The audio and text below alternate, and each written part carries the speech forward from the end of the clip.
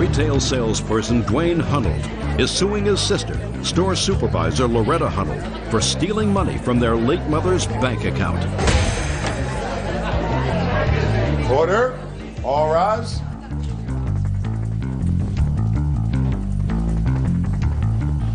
Now, this is case number 70 on the calendar in the matter of Hunold versus Hunold. You're welcome. Parties have been sworn in, Judge. You may be seated. Ladies, have seats. Mr. Hunold, the defendant is your sister, and your mother passed away, according to your complaint, in April of this year. And it is your claim that your sister appropriated money, actually stole money, that your mother had intended for you in her will. Right. Your sister says that she was merely following your mother's instructions. Correct. What money do you believe you are entitled to, Mr. Hunold, under your mother's will? I have a will here showing the bank account that was willed to me. All right, let me see it, please.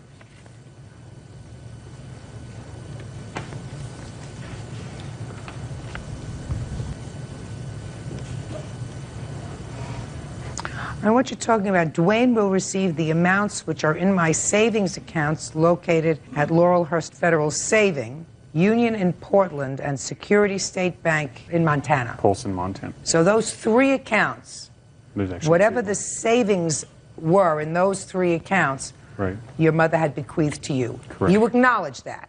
Those two, yes. Which two? The Laurelhurst Federal Credit Union and then the Ronan or the Polson State Bank. So there were only two accounts? Yes. Is that right? Correct. The one that he's suing me for is not part of those two. Is that right? In a way it is, and I have some paperwork here to show that. Okay, just 1 second. Was there any money, sir, when your mother passed away in the Laurel Federal Credit? Yes, there was. How much money? There was $2,008. And what about the Union? That one I understand there's $700 in there, but I have to contact an attorney about that and get proper papers to receive it. This other account is in what bank? It's in the Internet Bank. It's a PayPal account. And that's the account that's contested? Yes. Correct. You believe, sir, that the money in that account should be yours? Right. That money was spent by your sister. Is that right, Ms. Hunold? That money was spent by you, you claim, at the direction of your mother? It is to be, yes. Yes. To pay for your grandmother's funeral and Yes. certain other expenses? Correct. How much money is or was in that account? $2,300 and some change. It's $2,382. Okay. I have the paperwork here if you want to. Yeah, could I see the paperwork?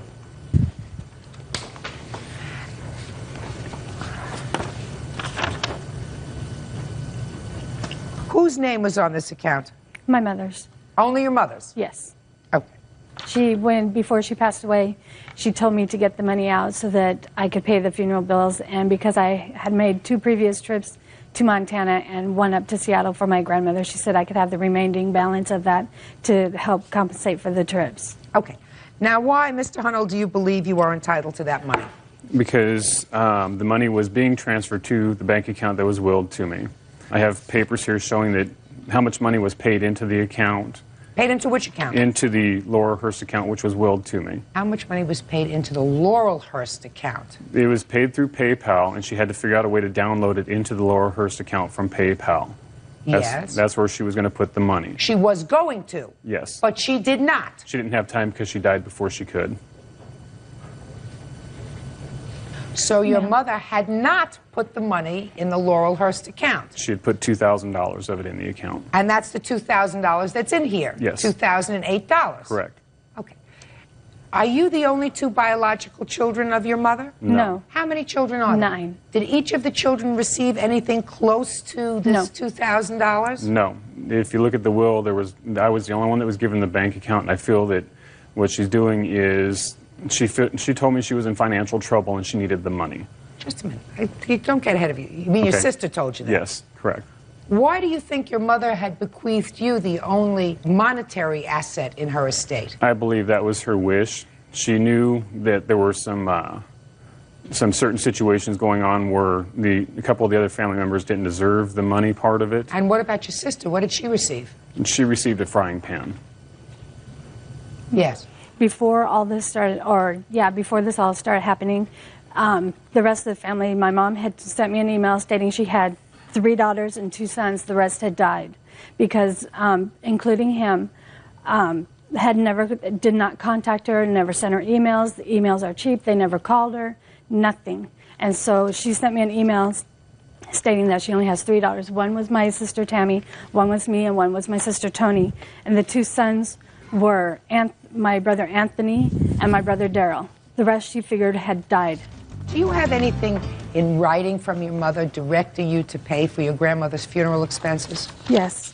Can I see it, please?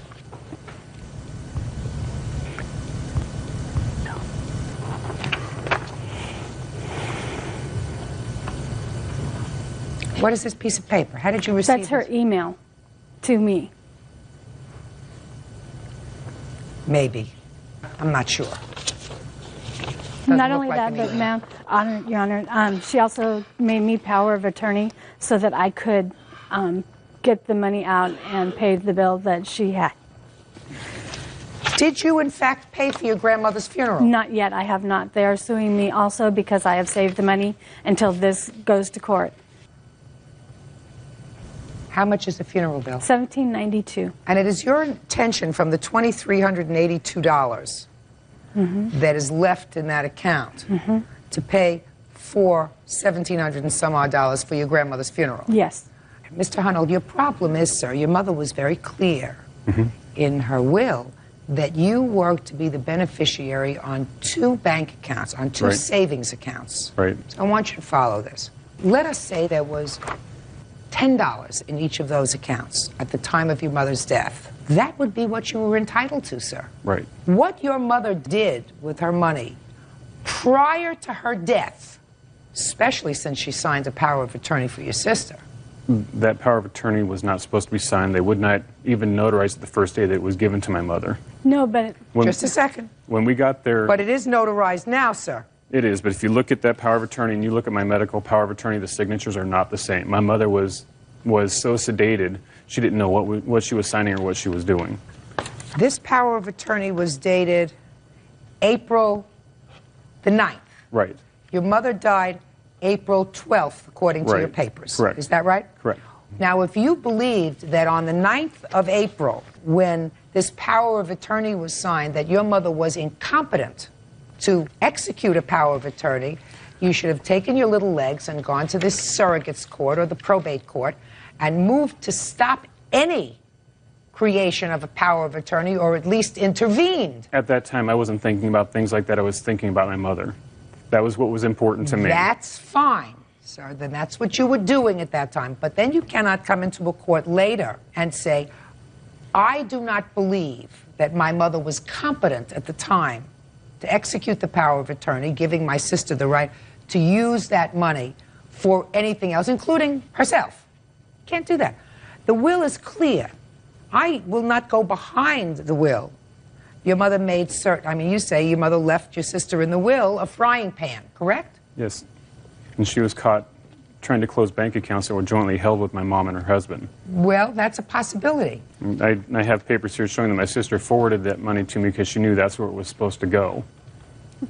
So? And then I have a paper showing that she took it back from me before I returned home. So? I don't believe that she deserves the money. As far as I know, Grandma's funeral was paid for. Grandma died a month before my mother did. Well, show me proof that the funeral is paid for. I don't have proof of my grandmother's funeral. I have proof that we went down the next day after my mother died and paid for her funeral in full. Paid for your mother's? Yes.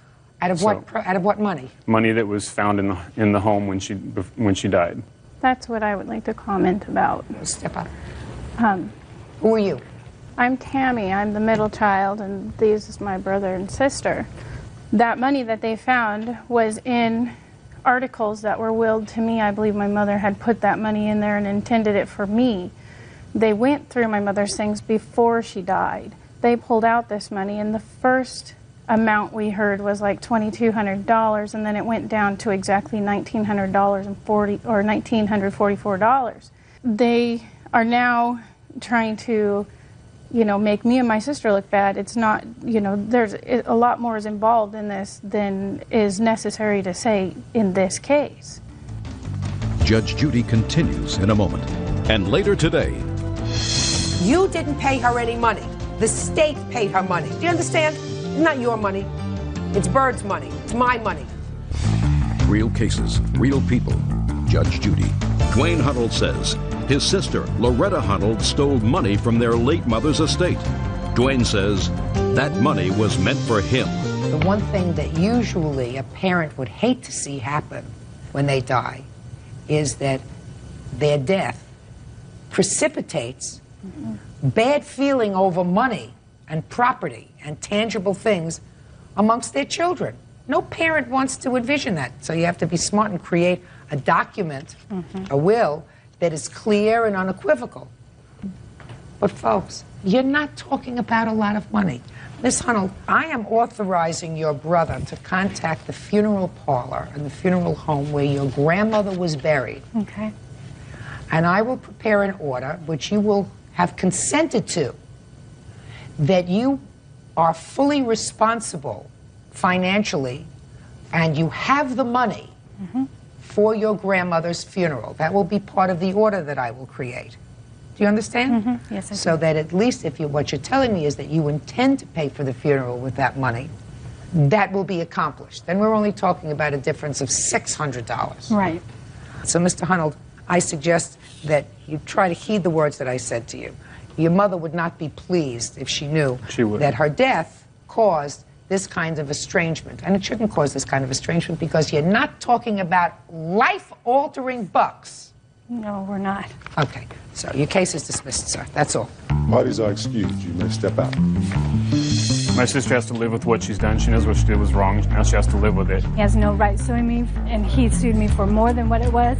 He's greedy. I've got to live with this knowing that my mom has died, my dad's gone, my grandma's gone, and now we just need to get from there, and I don't ever plan to see or look at her again. All he wants is the money, too. My mom knew that. That's why she went ahead and gave him the money in the bank accounts. She has to live with herself. We don't have to live with ourselves. We come in with a clear conscience. We leave with a clear conscience. Housewares manufacturer Paul Cochran Jr.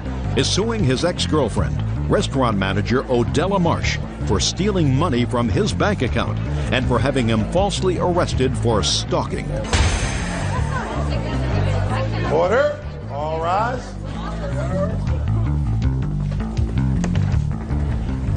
Yeah, this is case number 264 on the calendar in the matter of Cochran versus Marsh. Parties have been sworn in, Judge. You may be seated. Ma'am, have a seat, please. Mr. Cochran, according to your complaint, you and the defendant had dated for a period of time. You became ill and were hospitalized for a period of 2 weeks. Yes. Yeah. When was that, sir? August 30th. It is your claim, sir, that Miss Marsh, during the time you were hospitalized, took your bank card and withdrew some $1,700 from your bank card without your permission. Yes, Your Honor. When you started to complain to her about taking the money after you were released from the hospital, you then claimed she filed false stalking charges against you. You were arrested. You were forced to wear a bracelet, an ankle bracelet monitor, which you had to pay for. Yes, Your Honor. And in total, you are suing her for some $3,000 because you say that these charges were false. Yes, Your Honor. Okay. So let's start with the hospitalization. What were you hospitalized for, Mr. Cochran? My doctor said I was under a lot of stress from working a lot. I took a vacation to get away, but it didn't do no good. So it was a psychiatric hospitalization? It was behavioral medicine. Were you self-admitted or did someone admit you? They took me by ambulance. From where? From McDonald's, where the defendant works. What happened? Did anything happen in McDonald's? I felt kind of hot and felt like I was going to faint, and they said I fainted in front of the counter. But there wasn't a scene or anything there? No. Now, how did you get custody of his bank card? When Paul was admitted to the hospital, he had bills that needed to be paid. His father brought the bills to him at the hospital. He told me to come up. He needed me to take care of his finances. Paul, myself, and the psych tech had to go to security for Paul to release the bank card, the bank number, and details as to what I was supposed to do for him. Yes, Your Honor, I did withdraw the money, which I have proof of, to pay his bills. I have the bills that I paid for Mr. Cochran. Can I see them, please? These are the withdrawals. These are most of the bills that I could gather up. That's about like $900 and some worth. And I also have the bill where he said he loaned me $300, that I deposit $300 into his account. Are you saying you paid $300 of your own bills out of his money? Yes, I did. You have a letter indicating that it was with his permission that you paid $300 worth of your bills? No, I don't have a letter. Then you can't pay $300 of your bills using his money. Okay. Ms. Marsh, because if Paul is there for a psychiatric hospitalization, okay, you don't do anything with regard to your problems. You only deal with his problems if you're being a friend. I did that, and I replaced the $300. Oh, okay. Okay, this is what I was... Okay. There's it right here. When did you replace the $300? On 9/5/01.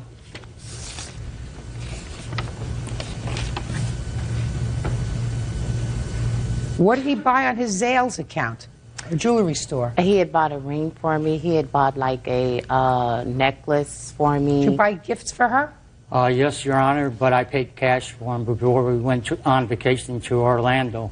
There was only one bill that was paid while I was in the hospital, and that was $209. Capital One bank credit card, $30, $83. Sprint cell phone? That was her cell phone, Your Honor. How do I know these are his bills? Well, because we both had buddy phone bills. I have those. You paid Sprint $125, and then you have another money order receipt that you paid Sprint $83.15. For the 2 cell phones. Well, why were you paying your bill from his account? Because that's what he told me to do, Your Honor. He said... No. Because the phones were in his name. No. But he's not using them. You had one phone. Who's doctor? A dentist? I had to have a tooth extracted. And $70, yeah. So why are you giving me this bill as a bill that you paid for him? That was one that shouldn't have been in there, but okay. So I got a Sprint bill that shouldn't have been in there? I got a jewelry store bill? That's part of the loan, Your Honor. Your Honor. Can I see how much money was taken out of your account? It was showing there what was deposited and what was withdrawn the same day, the $300.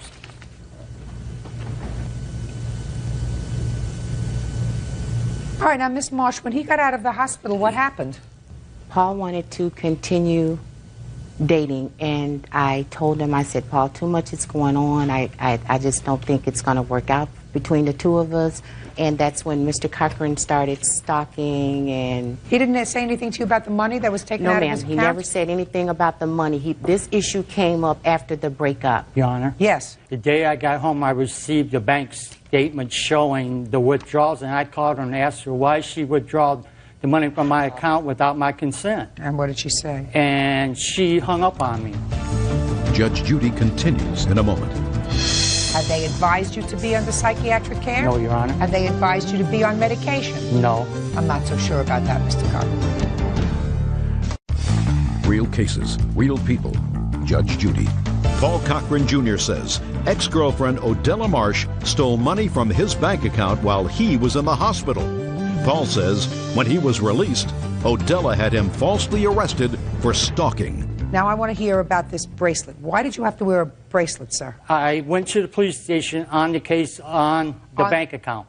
Okay. I was arrested in the police department on a warrant by the LaPorte County Sheriff's Department in our town to say that I was stalking her, intimidating her, and invasion of privacy. Were you doing that? No, ma'am, I was not. How was he doing that, Miss Marsh? Mr. Cochran was phoning my house. He was creating problems on my job to where they fired him out from off of my job. And he came up to the job one day, just radical. He had, that day he had the gun with him. And I left, and I have witness, I went to the police department, and I just was filing. Do you have the papers from the criminal court which ordered you to wear the monitoring bracelet? Yes, I do. And the certificate of I have disposition? everything. I have. I'd like to see the papers, please. Okay, I here's got the arrest warrant and everything. Here's everything contrary. Okay? His, hers. Thank you. What happened when you appeared in court on July 15th, 2002? When I appeared in court on that day, his case was dismissed because the last incident where I had to use the panic button, of which I had a device that I carried in my car every day which was ordered by the court, and also had a panic button that I was to keep on my persons at all times. Mr. Cochran was out by the apartment building, and the machine didn't go off. That stunned me because it's supposed to pick him up. Your Honor. Yes, go ahead. On July, they said that there was several false police reports on the incident, so the prosecutor and the judge dismissed it because of false police reports, but the prosecutor checked in on it, which the monitor will pick up if I come in with 500 feet. On the day that she hit the panic button, I was not in the area. Somebody else was driving my car at the time to see if there was a false police report being made. That's why the case was dismissed. There was an undercover police officer driving the car. Your Honor, I have a witness that knows how Paul reacted during this time. May I speak, ma'am? Sure. Who are you? I'm a coworker of hers. Go ahead. I was the one who called 911 when he had the seizure in the lobby. I was the one who barred him permanently from our store because he had come in to talk to her after he had gotten out of the hospital. What happened when he would come into the store? He would try to talk to Odella, and she did not want to speak to him, and she had told him that before. And I simply said, things are not going well. Please leave her alone. If you cannot behave like a gentleman, you can no longer come in here. Did he not behave like a gentleman when he came in? He was loud, and he stayed for hours, would not allow her to do her job. Yes. Your Honor, I have friends that went there, you know, older guys. I've been going to that place ever since the day it opened up, and I never, ever harassed or anything. I just... No. Listen to me, sir. Yeah. You were asked not to go back. I didn't go back after the day I left the hospital. Yes, he I did. never returned. Yes, he did. I asked him not to come back, and a week later he came back again, and Odella was there, and he wanted to talk to her, and she did not want to speak to him, and that is when I permanently barred him from the store. So he came back one other time? He came back another time after that. When was that? A week to 2 weeks after that. The first thing I did was call Odella, and I said, he does not look right. He had the same look he had the morning that he passed out and had the seizure on my floor. Please be careful. Did you ever see him with a gun? No, I did not. But I am the one who encouraged her to get the restraining order, and I am the one who had her make copies of the receipts. The copies of the receipts are... Apparently they're not doing any good, but... They're not doing any good because they're all not his bills. Yes, You're going to get the money back that was taken from your ATM because she can't establish to my satisfaction that she used that money for your benefit. Yes, Your Honor. Do you understand? Yes. You are not going to get back the money for having been forced to wear a bracelet because I believe this lady when she tells me that you were in her place of business when you were told that it's not a good idea for you to be there. And my sense is that you were frustrated. I don't know why, either because you still cared for the lady or because you were angry over the money or whatever reason, but that you didn't do the right thing, and she was afraid because you weren't exactly right. Are you on medication now, Mr. No, Your Honor. You're not? No. Are you under any psychiatric care right now? No, Your Honor. Have they advised you to be under psychiatric care? No, Your Honor. Have they advised you to be on medication? No. I'm not so sure about that, Mr. Cochran. In any event, I'm going to get back the money from your ATM card, but not for the electronic bracelets, because that was probably necessary. Judgment for the plaintiff in the amount of $1,700. That's all. Thank you. Parties are excused. You may step out. She was filing false police reports and trying to intimidate me, making me look bad and her look good. He became just a maniac. I hope people that see this realize what women can do to you. You know, they can clean you out. Hopefully this is over. Paul will move on with his life and just leave me alone. Account executive Carlene Collins is suing her ex-boyfriend, electrician Bobby Tierno, for damaging her property after they split up. Bobby says he was just trying to help her move. Order. All rise.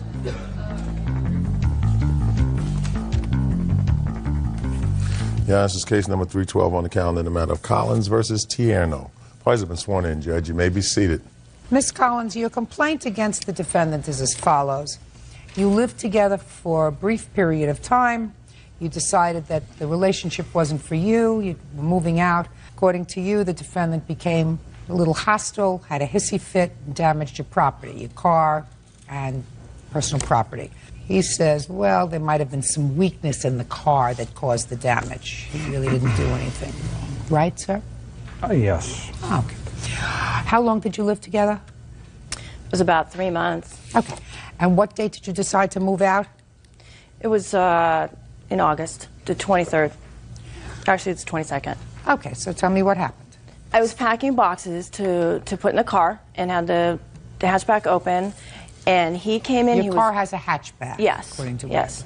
And he saw the boxes and started freaking out, getting mad. Oh yeah, you want to leave? Go ahead, and I'll help you, and just start loading boxes out and taking and dumping them.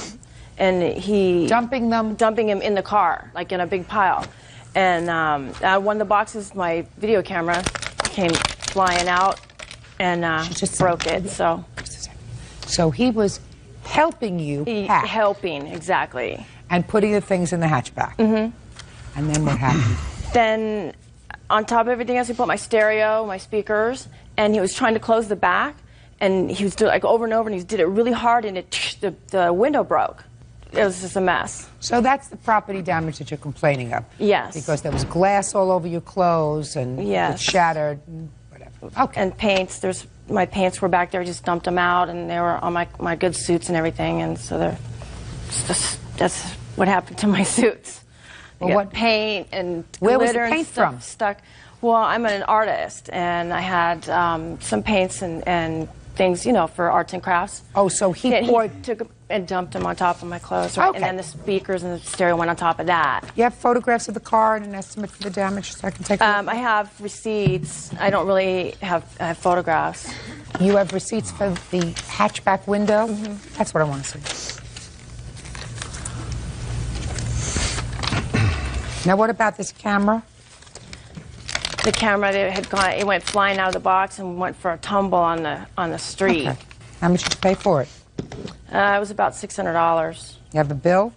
No, I couldn't find that receipt. All right, Mr. Tierno, let me hear your version of the events, sir. You want to hear the whole sordid story from the beginning? No, I don't want to hear the whole sordid story. If I wanted to, I'm speaking. Listen to me. You asked me a question. At least give me the courtesy of permitting me to answer your question.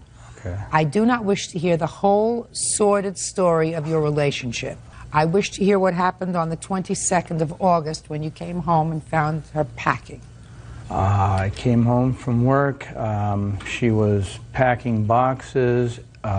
She said, I'm packing my stuff and moving. It's not working out between the two of us. This just came out of left field. I asked her what she was doing, and she said that she was moving out. Well, so I helped her. I started helping her. Tell me how you did that. What's that? Tell me how you helped her. Throwing stuff around. Shh. Interrupt him.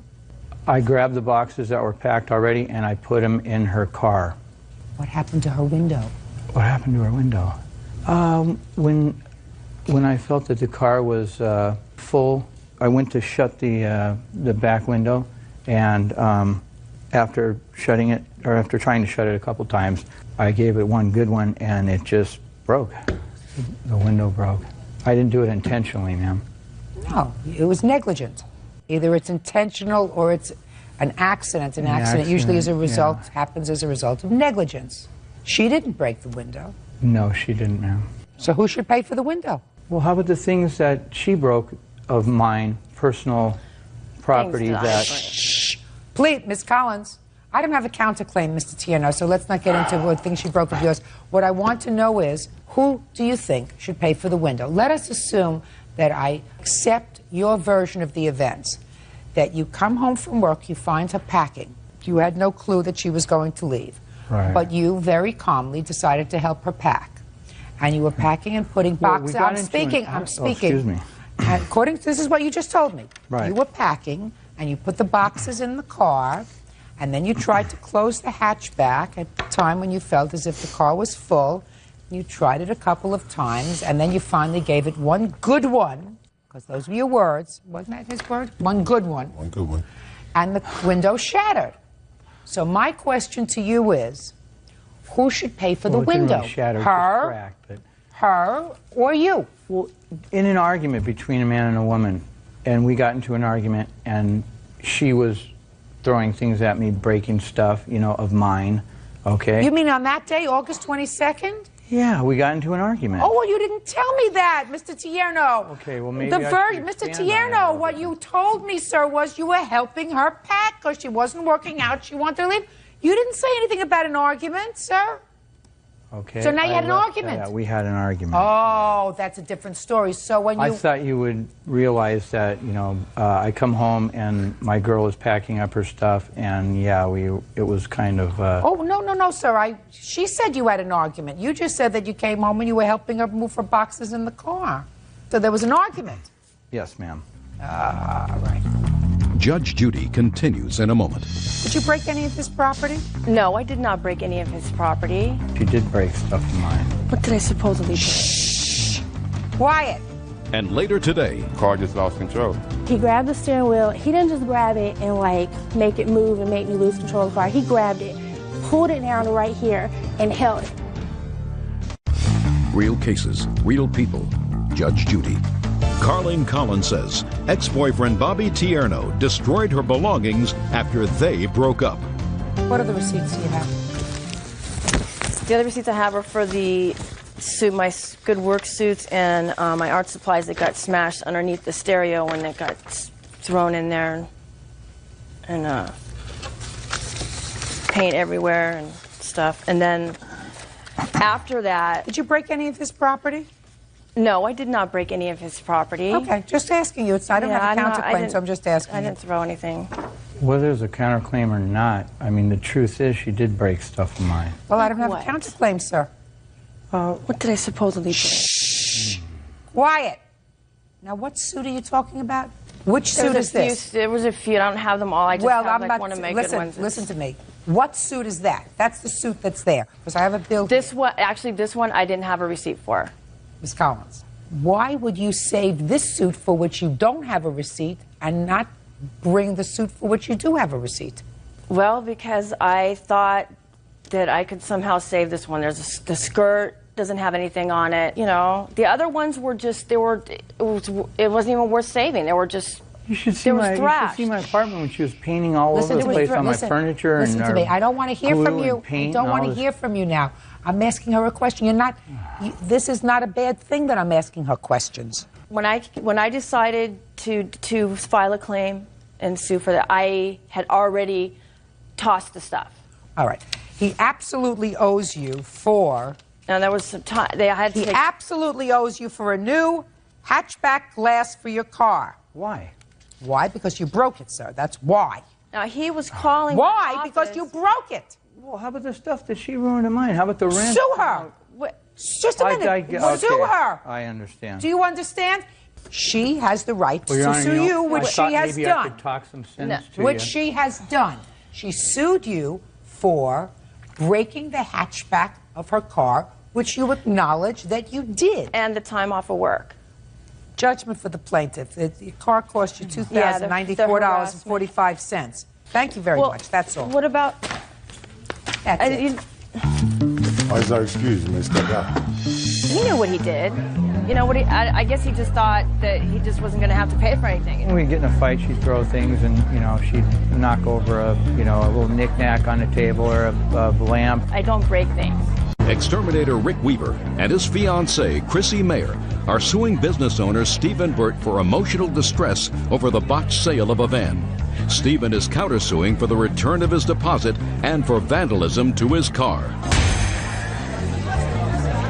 Order. All rise.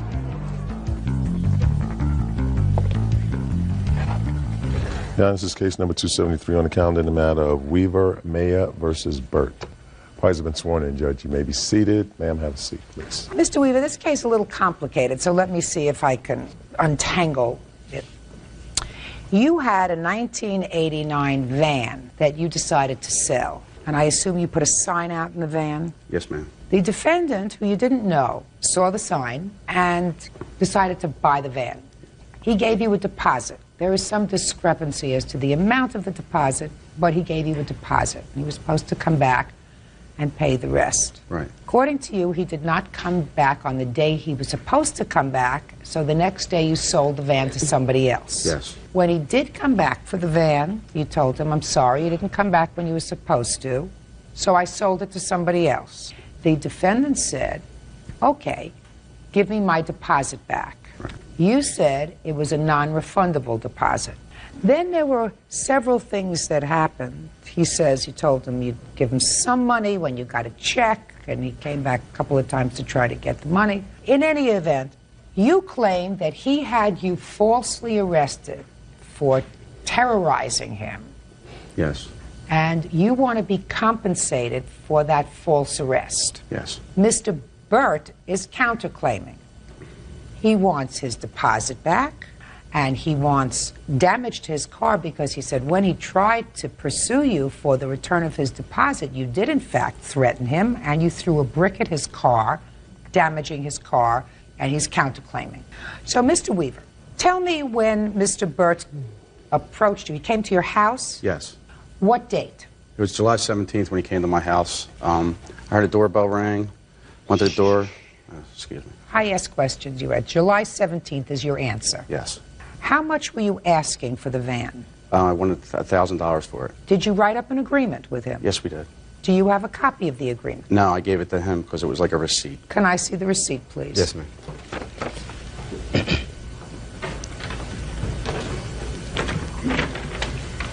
I want the original receipt. Well, ma'am, what happened to the original?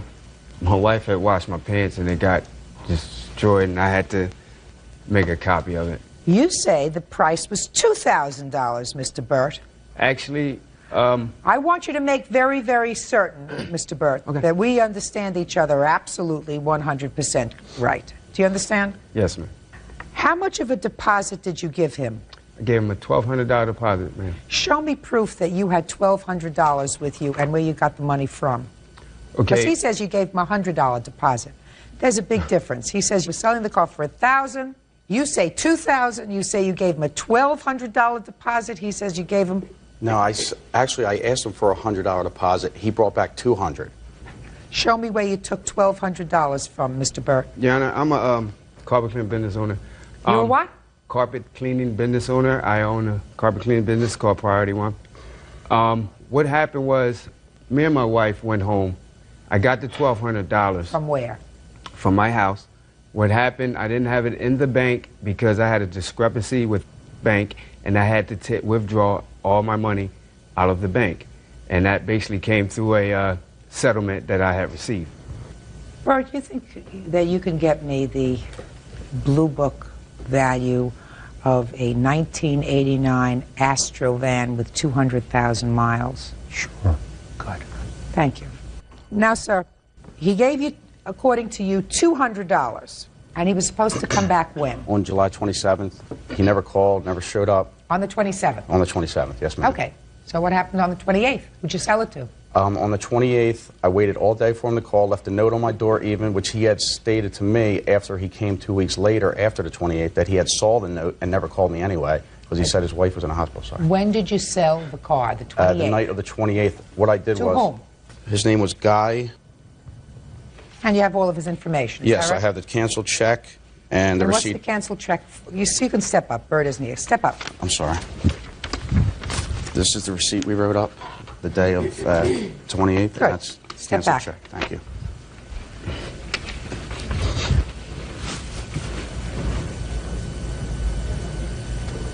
All right, so this is my question. So 2 weeks later, Mr. Burt comes back and says, where's my car? And you said, I don't have the car, and he wants his deposit back. Right. Clearly, based upon the evidence that you've just given me, sir, you sold the car for more money to this other person Yes. than you did to The reason Mr. why... than you did to Mr. Burt. So, you were not out any money. Why didn't you give him back his $200? Because when he had first come to my house, I said I needed the money for my mortgage because I was out of work because of my knee, and I needed the money by the 27th. I said it was a non-refundable deposit if you did not show up. Come on! It's not in your contract.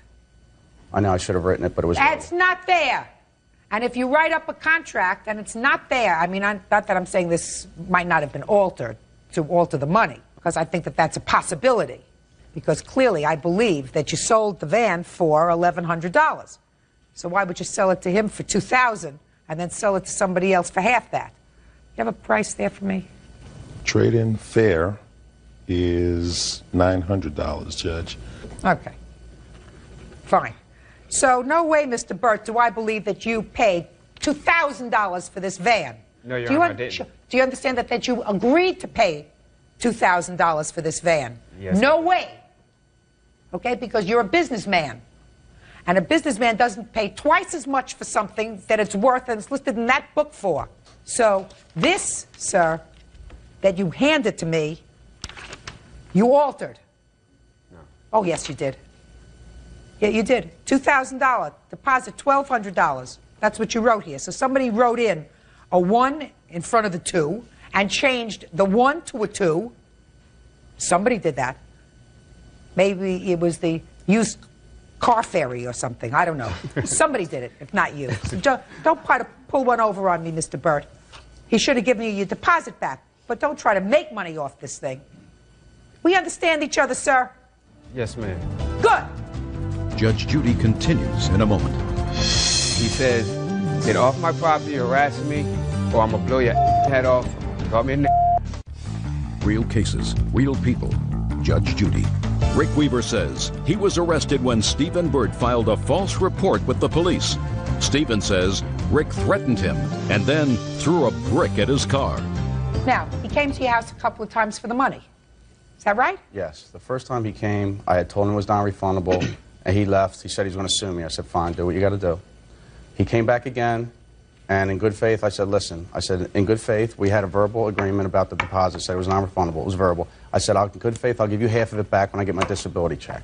He agreed to that. He said that was fine, and I told him to come back, in about a month I'd have it. So he showed up 2 weeks later, and that's when all this other stuff occurred. Well, tell me about all the other stuff, sir. Me and my fiance were pulling up in my driveway. He pulled up behind us. We were walking up to my door, and he said, I need to get all your information.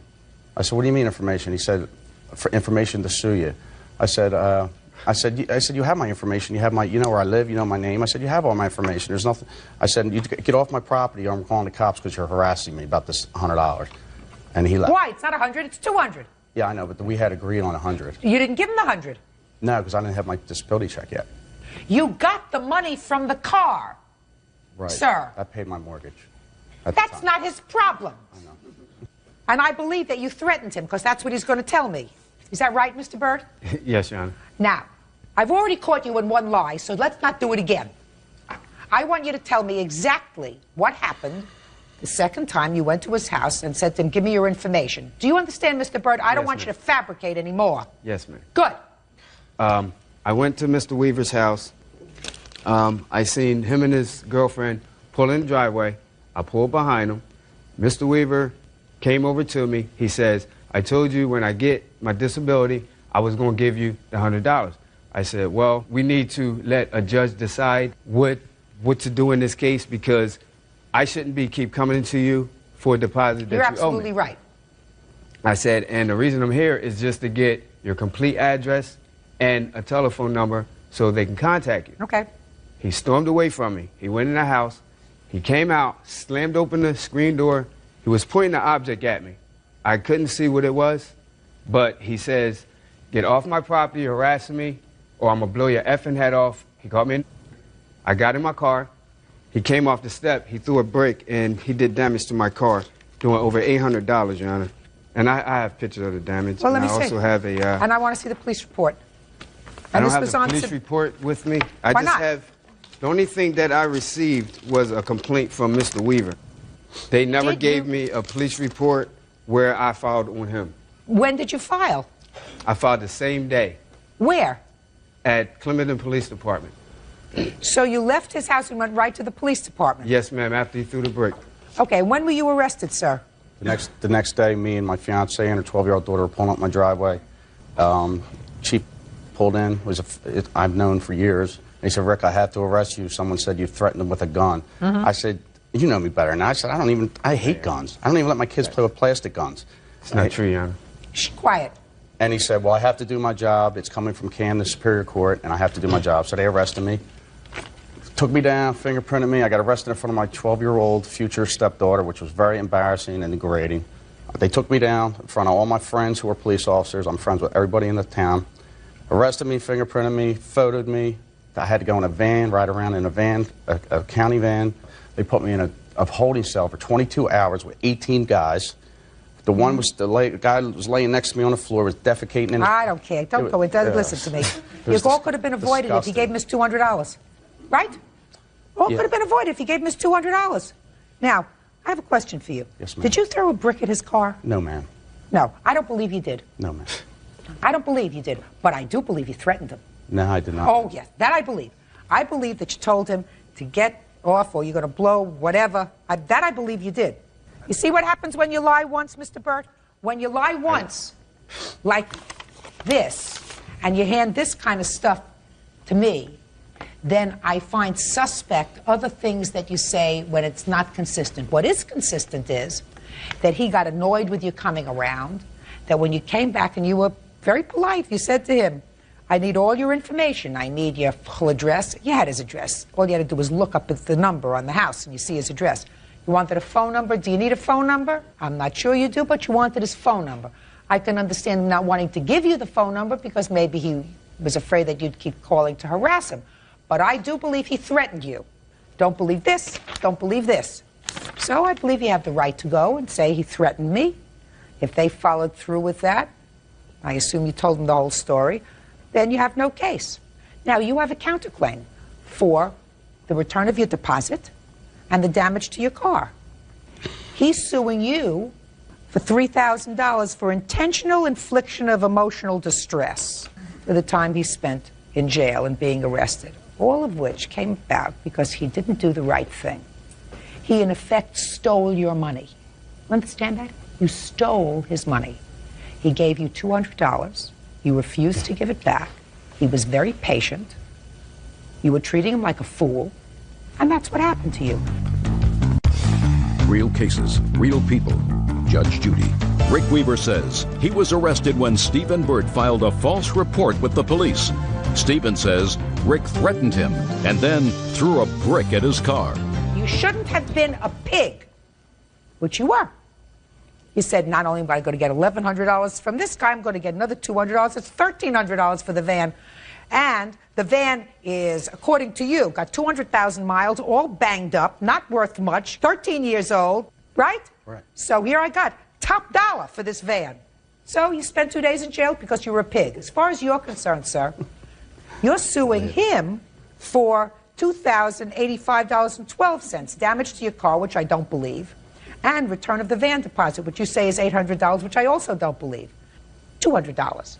So you get $200, you get $200, you both get nothing. Goodbye. Excuse, you may step out. I think he should have handled it more like a man. He pleaded his case. I had to pay $7,500 cash bail, and I spent 2 days in jail. And the prosecutor in Camden ended up throwing it out anyway because it was all the based on a cases lie. thrown out because he lied on him. Real estate student Serena Catway is suing her sister, floral designer Suzanne Tyler, for the return of her car and an assault. Order. All rise.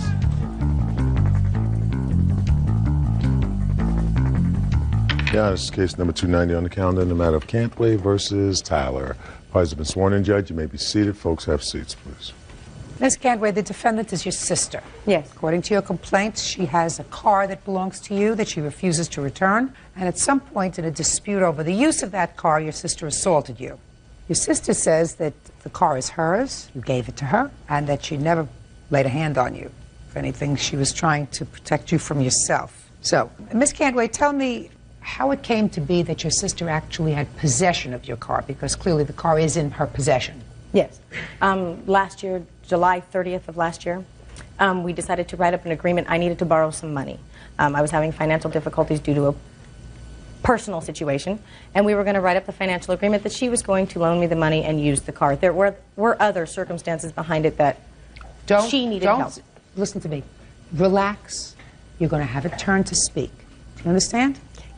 So sometime last year, you were going to write up an agreement. We did write up an agreement. Can I see it, please?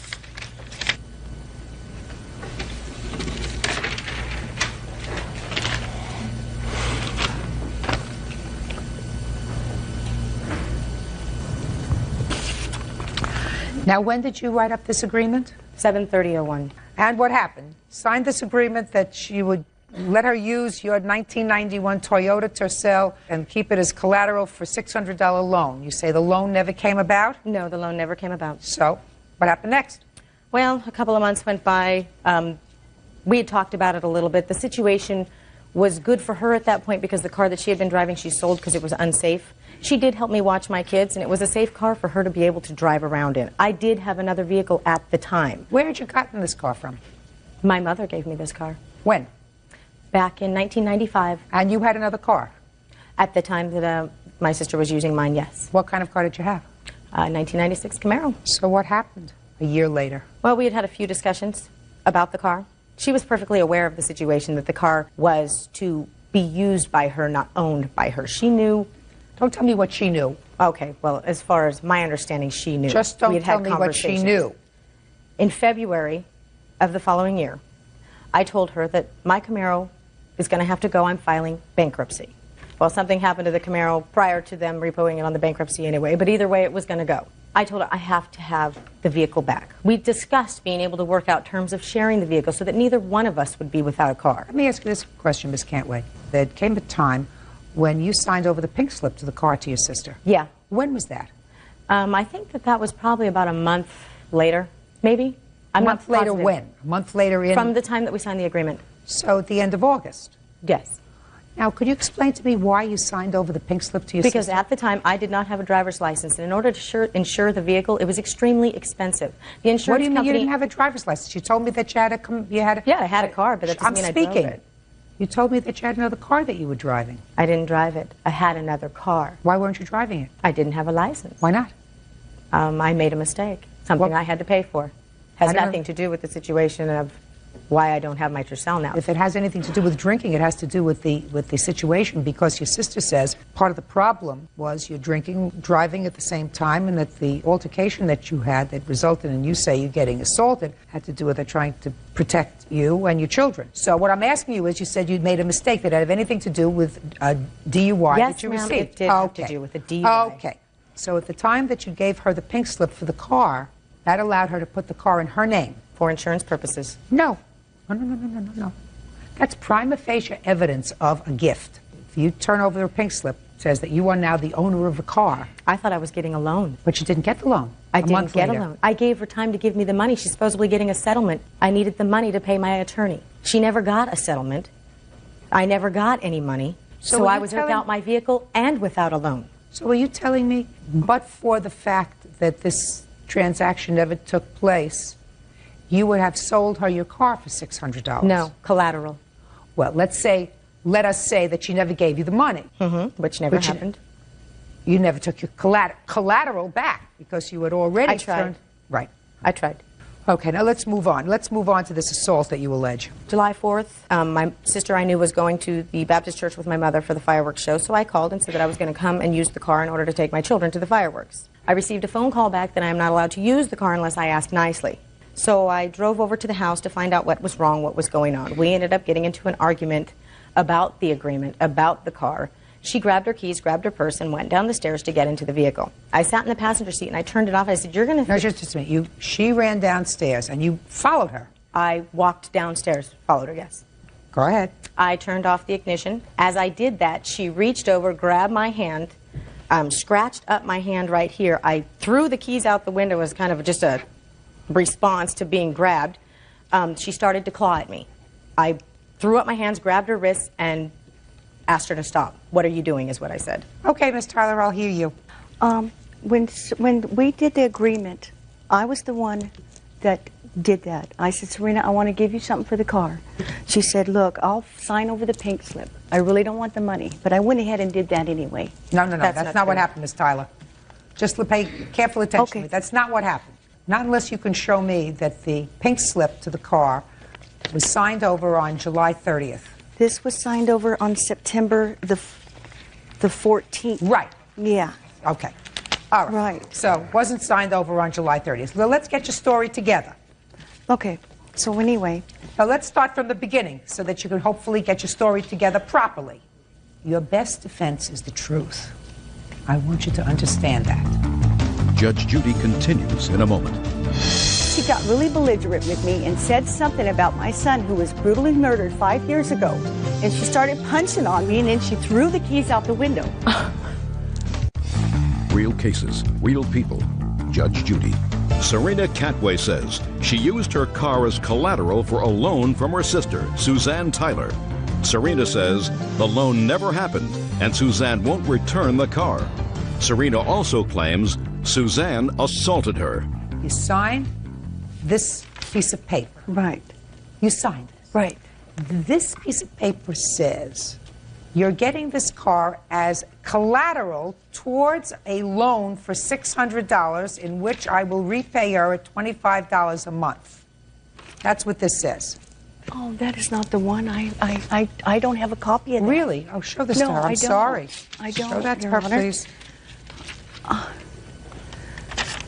Do you have that? This is not the one, Serena. Oh, wait, do you have... No, I don't have a copy of this. No, not, do you have a copy of any agreement that you signed? No. Okay, but you never signed that? No. Good. Can I have it, please? That is the agreement, Your Honor. Okay. There is no other agreement. I don't know that at all. Go ahead. So, on September the 14th, my sister signed over the title of the car. Tell me about the conversation that you had with her. I did tell her I did want to give her some money for the car. This was before she signed this over. I said, I don't feel right about it. But she said, don't worry about it. Mom got the car for me, and it's like a family heirloom. I'm going to pass it down to you. That's not true. Okay. Can I see the pink slip? I've never called the car a family heirloom. Go ahead. So then after this, I was always driving her kids around because she had 2 DUIs. So I was doing that for her. And I think it was a few months after that, Serena had mentioned that she was behind on her Camaro payments. And so it was not too long after that that she totaled the Camaro. And I didn't total the Camaro. Yes, you did, Serena. Miss Tyler, just talk to me. She totaled the Camaro. She didn't have any insurance. The car was going to be repossessed. So she hid the car in the garage for 3 weeks, and she went down and she got an insurance company to insure the car. When her boyfriend got back from Spain, they went and they told the insurance company that he was the one that was driving it, so she wouldn't get in trouble because she didn't have a license. So I was filing bankruptcy. I'm sorry, but I was going to lose the car. I did not wreck it. Go ahead. Ma'am, okay. Then after this, it was like a few weeks after that, her and her girlfriend came up to the house. You're talking about the incident in July? No, July ma'am. 4th? She's talking. This was in the spring of 2002 when she wrecked the Camaro. Okay, she wrecked the Camaro. Right, Go and ahead. it was like 2 weeks after that. I was sitting on the front porch, and her and her friend came over, and a friend of hers was outside talking to me, and Serena went in the house, and she said, you need to give the car back to Serena. And I said, what are you talking about? And what did you do to her? And I said, Miss what are you... Catway, I'm sorry, I don't ma'am. want to hear you. I'm sorry, ma'am. I said, I says, what are you talking about? And she says, you need to give that car back to Serena. And I says, this is an agreement between me and Serena. It's really none of your business. And I asked her to leave. And then she got really belligerent with me and said something about my son who was brutally murdered 5 years ago. So I called the cops and asked her to please leave. Who said that to you, the friend? Yeah, her Okay, friend of a hers. friend. Keep going. So then I asked, Serena was there, and I came out. I said, Serena, what is... I called the cops because I said, you got to get this woman off my property. Okay. So then I told Serena, I says, what is the deal with the car? Don't interrupt her. I'm not interrupting. She didn't I was raising interrupt. my hand. No. She didn't interrupt you while you were testifying. Yes. When she did once, I told her to be quiet, and she waited. That's what I'm telling you. Do you understand? Yes. I don't have to say it again. It irritates me to be irritated. I'm sorry to irritate you. Good. Real cases, real people. Judge Judy. Serena Catway says she used her car as collateral for a loan from her sister, Suzanne Tyler. Serena says the loan never happened and Suzanne won't return the car. Serena also claims Suzanne assaulted her. Keep going. So then I confronted Serena because she was there, and I said, what is the deal with the car? What is this about this contract that you're talking about? And she says, well, I was using that against Scott in case he wanted to get his hands on the car. And I'm going, what are you talking about? And I want the car back after you get your settlement. And I'm thinking, and I told Serena, I says, well, Serena, I don't know why you... Miss Tyler, is she talking about? Because I have a workman's comp settlement. I broke my neck. and I'm still recovering from that. Would you tell me, please, what happened on the 4th of July of 2002? Yes, Serena wanted to borrow the car, and she'd had borrowed the car 5 days in a row because I know she was out of vehicle, and I was trying to do the nice thing for her. And you had your driver's license back at that time? Oh, yes, she did get it back, yeah. So, but during that week, she had, I know this for a fact because she left the house and she drove the car twice drunk, and she let somebody else drive the car. So during that evening on the 3rd, I was sitting on the porch with family members. They were concerned. They said, you're going to have to not let Serena drive the car. So I said, well, I know this is going to be a problem. So the next day when she asked me to use the car, I said, honey, I got errands to run. I said, I'll try to arrange a ride for you, and we'll try to see what we can work out. Well, then she came over shortly after our conversation on the phone, extremely upset with me, yelling and screaming. I said, Serena, quit yelling at me. And then she brought up the contract, the $600. She kept it up, and I said, I've got to get away from here. So I grabbed my keys, and I began to go down the stairs. She followed me. She got in the car. She grabbed the keys. We were like this, and she started punching on me, and then she threw the keys out the window. And then when I waited, I had a second set of keys. When she went back upstairs, I got in the car, rolled the windows, and I took off, and I went to my cousin's house. And I left town. I left town the following week because I got tired of the abuse, and I moved to Napa. Ms. Cantway, I'm certainly hearing two diverse stories. I see that, yeah. My job is made very easy by the fact that neither of you dispute the fact that you signed over the pink slip to this car, not conditionally, not as a lien holder, but for all purposes to your sister. If you had signed it over to her and been a lien holder for $600, because that was the condition of giving it to her, that she would pay you $600 or give you $600, there would have been a lien on the car for $600. Yeah. But you did not. You signed it over so that she is now the owner of that car. Yep. So your lawsuit with regard to the return of the car is dismissed. With regard to the assault, since I find that this was her car and you had absolutely no right to get into her car, to pull the keys out of the ignition, to stop the car. Your Honor. I'm speaking. She says it's because you had either let someone else drive the car or nobody else family. drove the I'm car. speaking, or people told her that you were driving the car while you were intoxicated. And if it's her car in her name, she is liable for anything that happens to the car. In any event, you had no right to get into the car, pull the ignition keys out, toss them out, and if she scratched your hand at the time that you were struggling over the car keys, she has a right to do that. Yes. Because it's her car. I had driven the car drunk, Your Honor. No, it doesn't make any difference. I took the dog to the vet to be put down, and I picked his daughter up from school. Let's say you weren't driving the car drunk. You still have absolutely no right to get into her car and touch her property, and she has the right to use whatever force is necessary to get your hands off the ignition keys. And if she scratched your hand while she was doing it, she scratched your hand. That's it. I mean, it's certainly very sad She neglected to mention to you what she did to the other girl who was supposedly so belligerent at her house. The other girl mentioned, why don't you give the vehicle back to Serena? It is her car. You know what she did to that girl? She grabbed her by the bottom of her neck and scratched her all the way up to her ears. Now, if this person that you brought to the house said something to her about her child who was murdered in the course they of said nothing about that. You were inside. You were inside. You were not outside. I when was that outside. No, I don't. Miss Cantway, the porch. I don't right believe there. a whole lot of what you're telling me. What I do believe is that you gave your sister your car because you had another car.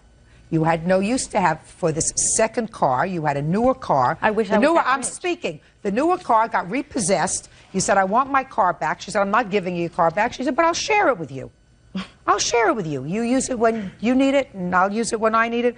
And then you had an argument. No. And you want a court to resolve it as a family dispute. I don't intend to do that. Case is dismissed. That's all. Parties no excuse. You may step out. He's got a lot of animosity to me, and it really hurts my feelings, and I wish it didn't have to come to this. I just found out the blood's not thicker than water. She was demanding and wanted it back, and it wasn't just going to work out that way for her this time. According to her, I'm the spoiled one that gets her way all the time. Well, obviously not, huh? Maybe somewhere down the road we can settle it. And now the next case. All parties in the matter of Beausoleil versus Bridges. Step forward, please. Doll artist Carol Beausoleil is suing computer business owner Jeff Bridges for a refund on a computer. Carol says Jeff sold an outdated computer to her minor son. Miss Beausoleil, where's your son? He didn't come because he's afraid to go on planes, and he just felt really awkward. And how old is he? 17. He didn't come because he's embarrassed. I can understand why he would be embarrassed under the circumstances of this case. Oh, okay, According to yeah, your you're complaint, right. Miss Beausoleil, your son wanted a computer, and he had a friend who worked in a computer store. Two of you discussed it and thought it would be a good idea for him to go to the computer store where his friend works. Are you the friend? Yes. For him to buy a computer, a used computer, because he needed it for the internet. Right. So he went with his friend to the computer store owned by the defendant and was sold a used computer with a monitor. The whole package was $420? Yes, ma'am. Good morning, by the way. Good morning. And you say the computer crashed at some point and you want your money back. Yeah. What date did you sell the boy the computer? Speaking to me, Your Honor? Yes. Your I'm Honor? looking at you, I'm talking to you. Sorry. I sold it on March 28th of 2002, and it was a used computer system. Okay. And you told him it was used? Yes, I did. Did he give you a deposit? Yes, he gave me a $50 deposit. Did he take the computer with him? No, not right away. So he really bought it on layaway? Yes. Now, when your son came home, your son was 17 at the time? Yeah. Did you discuss with your son that he had found a computer that he liked and he put a $50 deposit on it? Right. Is that right? Yeah. So did you go down to the computer store Yes. to look at it? Yep. You did? Yep. It looked brand new. Well, you knew it wasn't brand new. You No. knew it was used. It was a few years old. When did you take the computer home? It was about a month after. We brought it home. Just to answer my questions. Your son isn't here, Okay. so I have to do this my way. Mr. Bridges, what date did they take the computer home? Forgive me. Oh, great. I'm a little nervous. I apologize. Don't be nervous. I only eat litigants on Tuesdays. It's just Tuesday. Real cases, real people. Judge Judy. Carol Beausoleil says business owner Jeff Bridges sold a worthless computer to her minor son. Go ahead.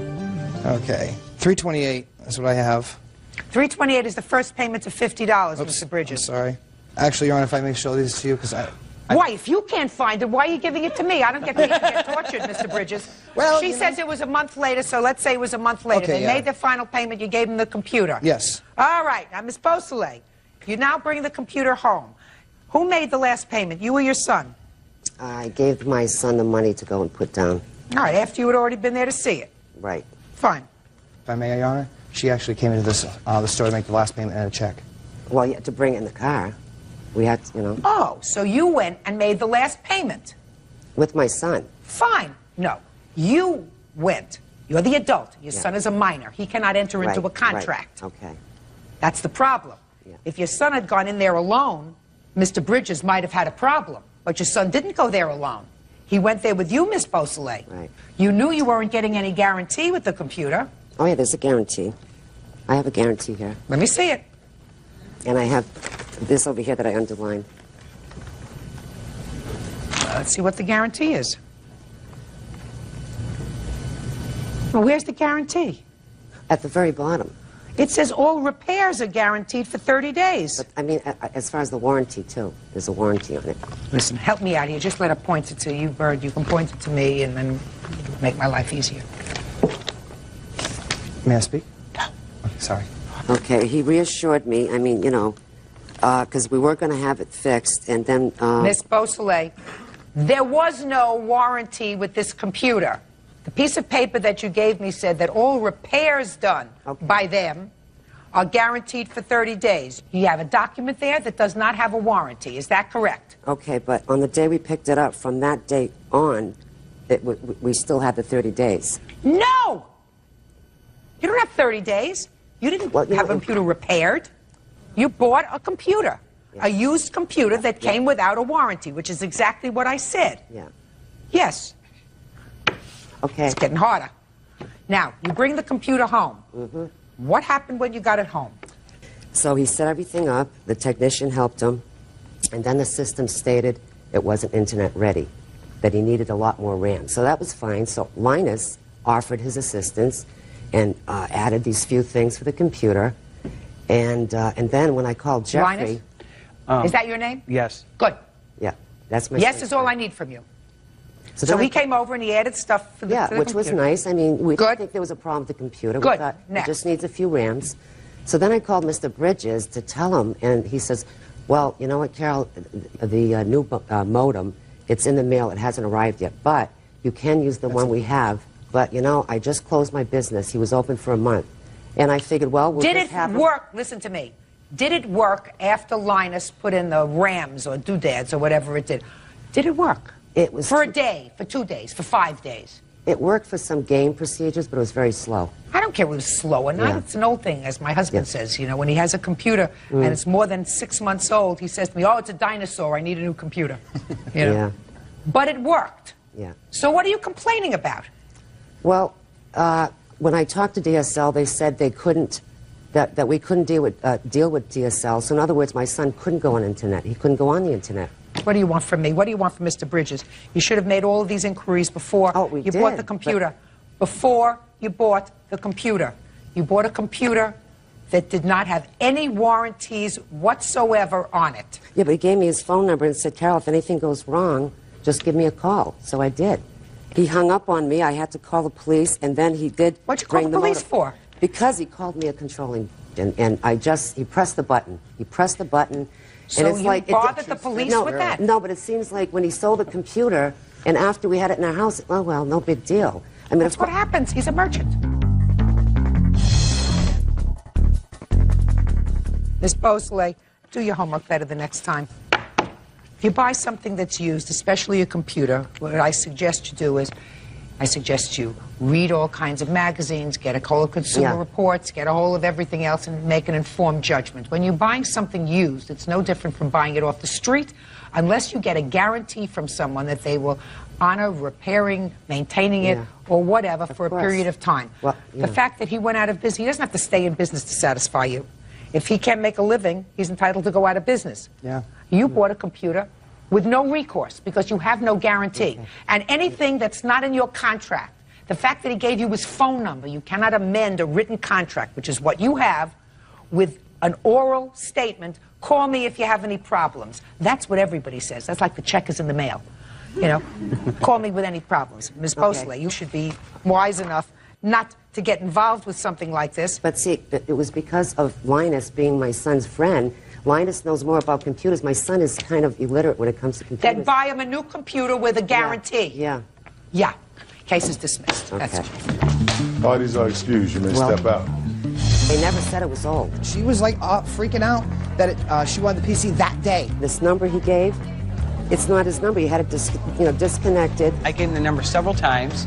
He really regretted buying it, and from a person that closes his business a month after. I was receiving phone calls to talk to Jeff because they didn't want to directly talk to him. Yeah, just because I'm gay. Carriage operator John Schonk is suing his ex-girlfriend, Charlene Casey, for damage to his property and for the cost of a horse.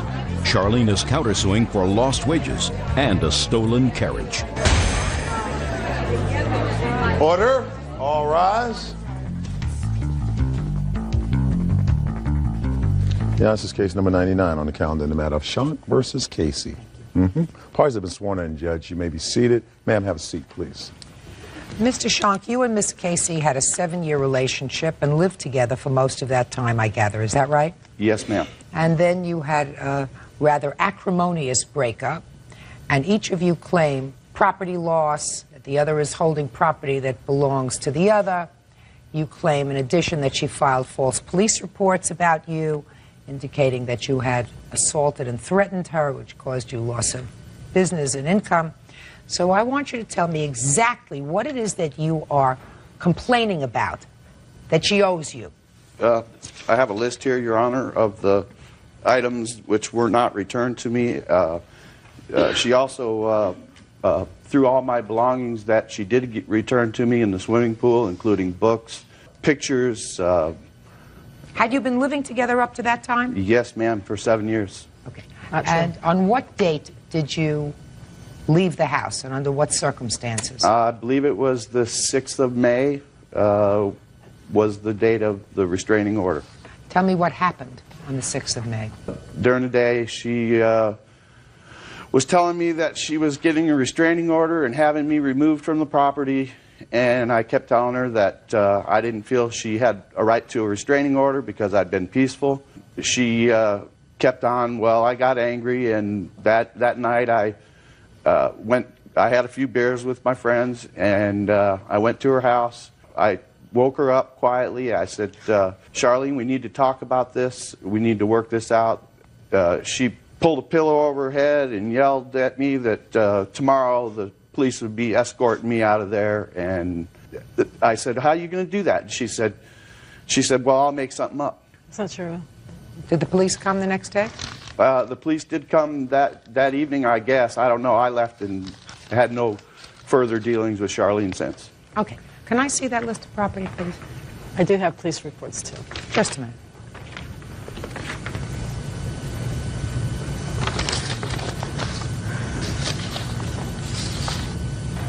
Okay, you got a lot of stuff here from a 7-year relationship that ends with the statement, all you really want is my horse Elvis, that you value at $4,000. And my picture of my son. And your picture of your son. Now, where is this horse?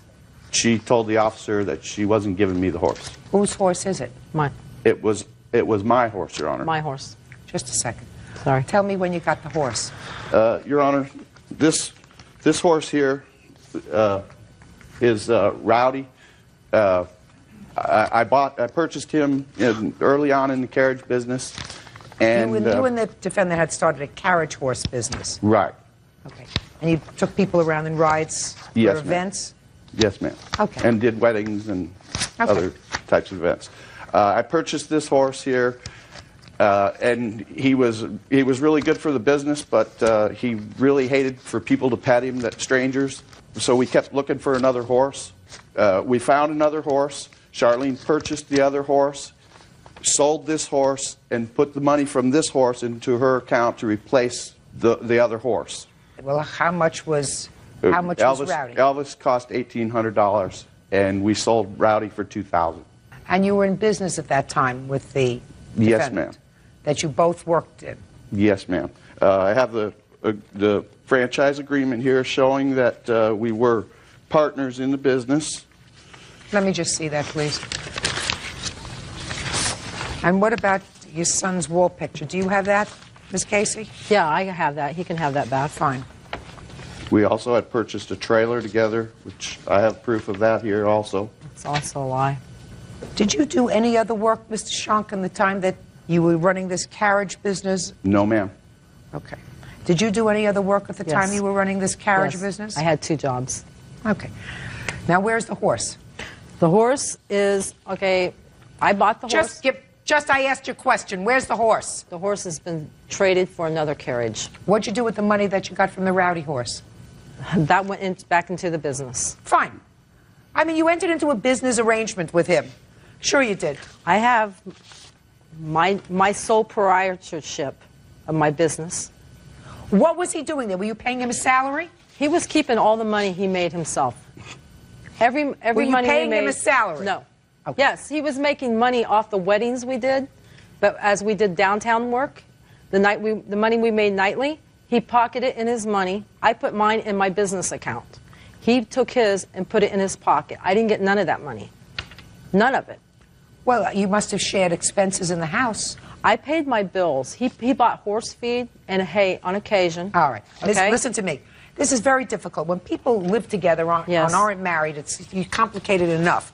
And then when you enter into a business that each of you work in, it makes it even more difficult. You paid $1,800 for this horse, Elvis. Is that right? Out of my money. Stop. My personal. You paid $1,800 for this horse, Elvis. You got some money for Rowdy. Rowdy went into the business account. Right. Fine. All right. $900 in his picture. Okay. What other property, sir? This trailer, Your Honor. We bought this trailer together, and she sold the trailer also. When? Since 16th of April. So? You were still living together? According to the paperwork here, it was supposed to be in both of our names, and I don't know how she sold it without my signature on the title. Let me see. Well, I have the title. Let me see. Registration. Can I say something? In a minute.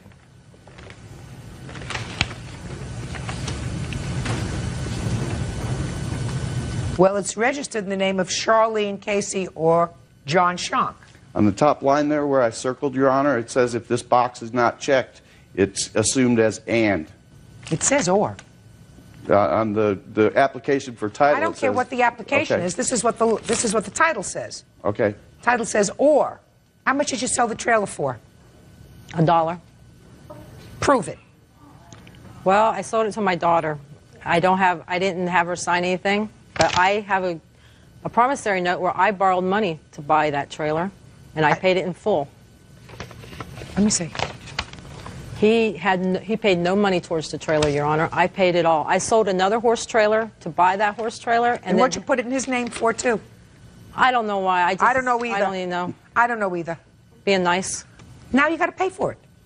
Can I show you my other evidence? Just a second. Please? Okay. Listen to me. All right. You did it. No court is going to go back 2 years, 3 years, 4 years to figure out what was going through your mind when you put this in both names. You put it in both names. Do you understand? Yes, and I know why I did.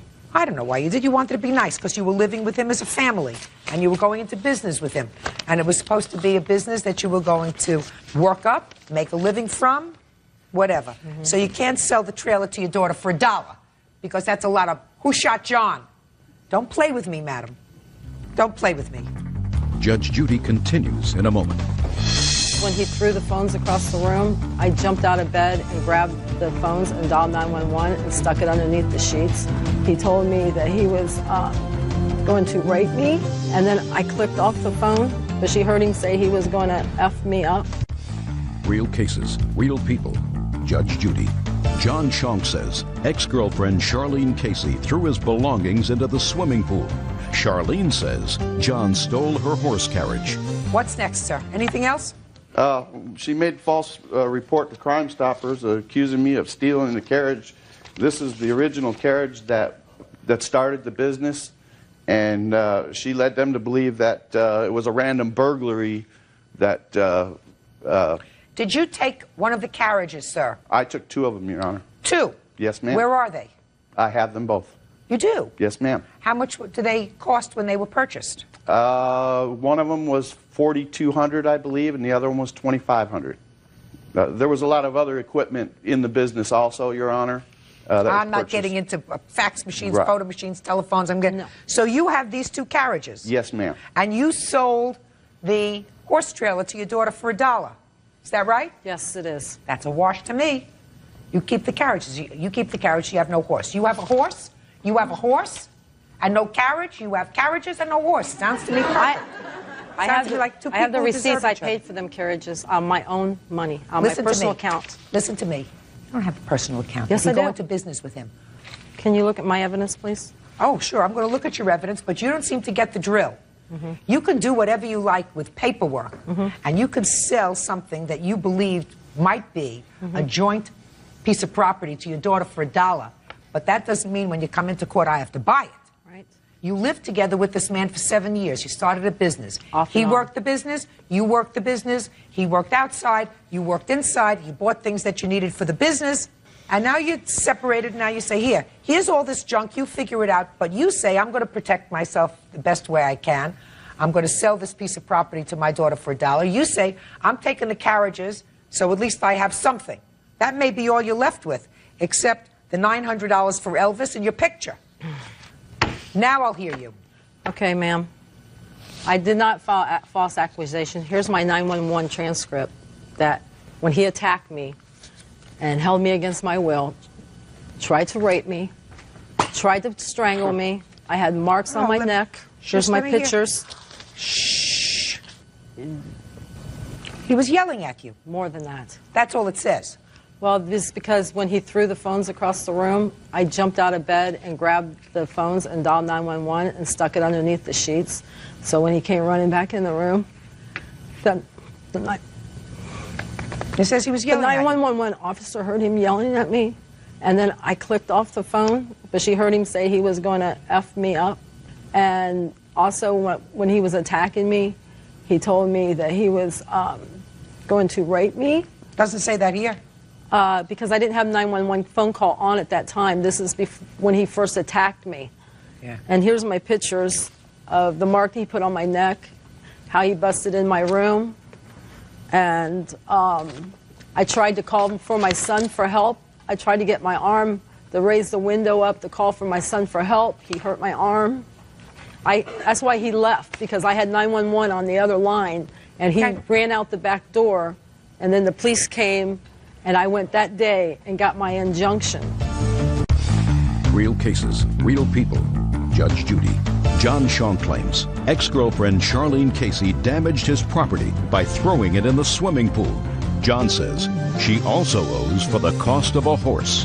When you went out to do weddings, who drove the carriages? We both did. Really? Yes. Oh, I didn't realize that. You both drove the carriages? Yes. No. Yes. For the first year or more, we only owned one carriage, Your And Honor. at that time, we took turns. He would take a ride, I would take a ride. And then when I got my father's inheritance money, I went and I bought the other 2 carriages. I bought 3 horses, and I bought driving lines. I bought $1,500 worth of harnesses. Gotcha. Okay. Mr. Shank, your sole source of income was from these carriage horses? Yes, ma'am. Did you have any other source of income?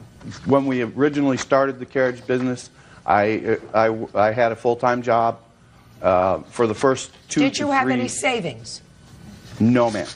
So it is a fair statement that Ms. Casey makes when she tells me that she, in fact, invested the vast majority of the money for the property that formed the business. Yes, ma'am. Then how can you claim that you own these carriages that you took? I originally bought the first carriage. I started the business. No, you originally bought one carriage? Yes, ma'am. Okay. And horse. From and harness. just a second. With what is my question? With what? I was working a full-time job at the time, and I sold my horse. Which horse? I had a horse before the carriage. We had horses all along. I see. So how much did you put in when you started the business? When we started the business, the first carriage was, I believe, $2,500. I'm not exactly sure of the price, but okay. it's right in that neighborhood. And where The is that first carriage horse- now? The first horse was $2,000. Where is that carriage now? I have that carriage. How many carriages do you have altogether? I have 2. So the other carriage belongs to her? And Yes, half ma'am. of the other one belongs to me, too. The other carriage belongs to her? One carriage belongs to her. And So why didn't you give it back to her? well, this was another carriage, the third carriage that we owned. She changed the locks on the storage unit. Didn't allow me to work at all. After I got my injunction. Okay, I'm sorry. And I had nothing. She had my horse. She had all my belongings, everything, and I just took whatever I could take. Because All right, we have to give her back that carriage. Now, is there any way of identifying that carriage from the other carriage? Yes. How? It's white with red velvet seats. It was made in Canada, and it has a stamp on the back. Your Honor, this carriage was given to me as a gift right here, and she has it at her house. That one goes back to her in 5 days. The one that she's just described, and I will prepare the order. Do you understand? Yes, ma'am. Do you understand? Yes. Now, do you have one that belongs to him at your No. house? What is the one he's talking about? I have no idea. I never. She bought this maroon carriage and gave it to me as a gift. She That's said, a lie. "This is your carriage. The That's white a one lie. that I'm buying is mine." Forget it! Okay. Now, you get $900, and you get the picture of your son. You will return to her within 5 days the carriage, and I'm not satisfied that there was not an incident in the room after examining the photographs.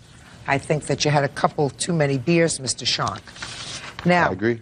your countersuit is for lost wages and future income. Right. Forget it. You want the return and value of personal property. So you're getting Right. back one of your carriages. And my harnesses. How many harnesses do you have? I have 2 harnesses. Your One Honor. goes to her, one goes to you. Anything else? Okay, this is a receipt that I paid $1,273 of the carriage that he says that he paid for. Listen to me. And this is my... I've given you absolutely more time than anybody else Here it could is. give you with regard to this. With my regard to draft this horse stuff. harness right here.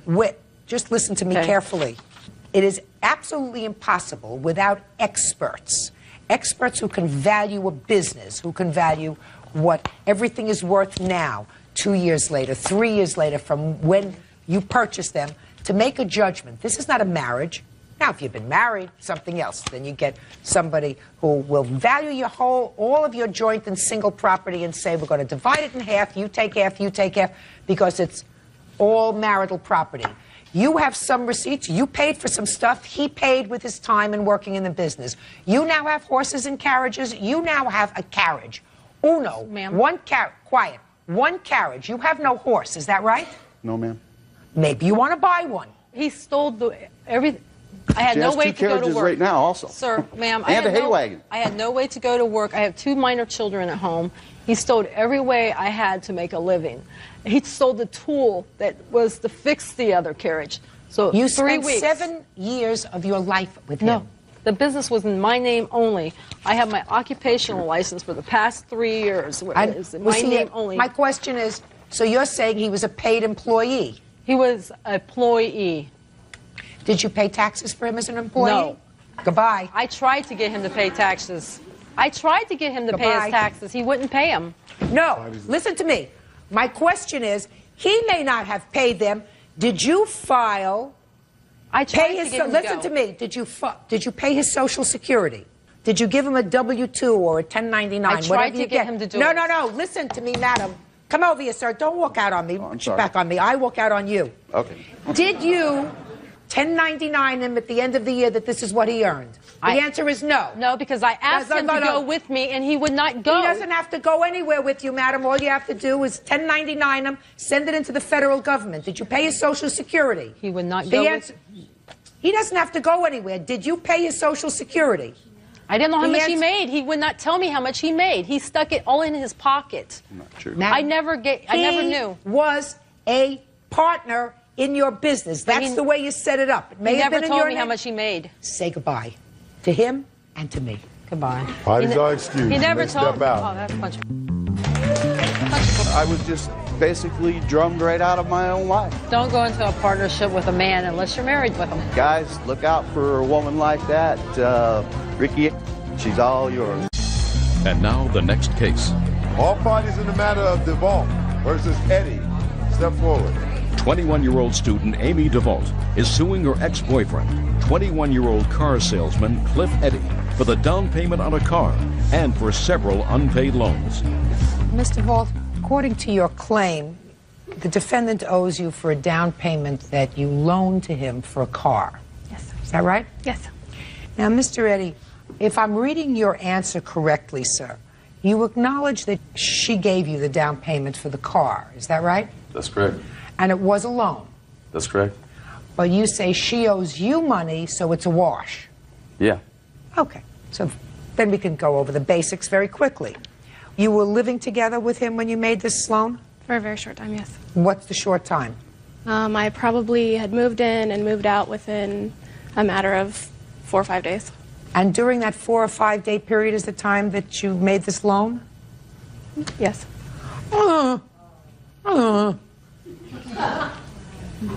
Don't you ever watch this courtroom?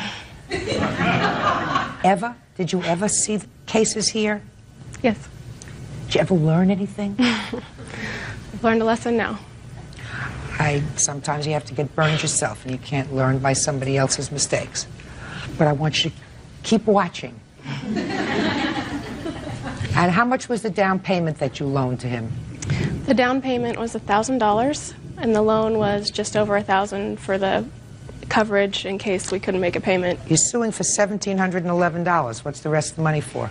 I had moved in with him, and I'd given him $200 for my share of the rent. I had also paid a few bills for him, which he ensured that I would be reimbursed for, a water bill and groceries, things like that. I bought tons of things for him. You know, I'll pay you back. I just don't have money right now, he assured me. He'd lost his job, and he had paychecks that had insufficient funds behind them. I mean, all this happened in the 4 or 5 days? No, we had been dating for a couple of months. According to your complaint, you have some sort of an IOU that he wrote. Yes. Well, I'd like to see it.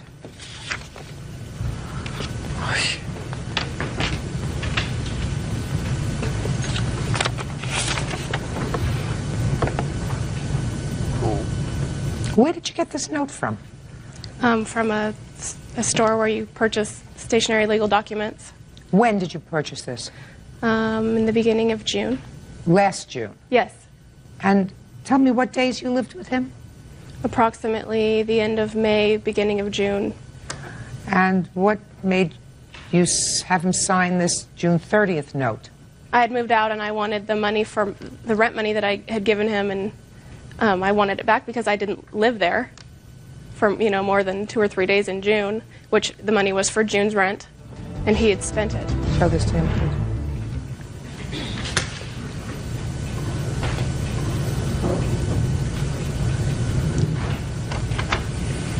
Is that your signature, sir? Yes, it is. So you signed this note for $315, right? That's correct. Now, I'm just curious, Mr. Vault, what happened to the $1,000 for the car? After the loan had gone through, we went to the bank and we had cashed. No, but I'm asking you is you moved out. Yes. Right? So why would you have him sign a note for $315 when actually he owed you, according to you, at least $1,300? Why is this only for $315? I have a second contract. Let me see it.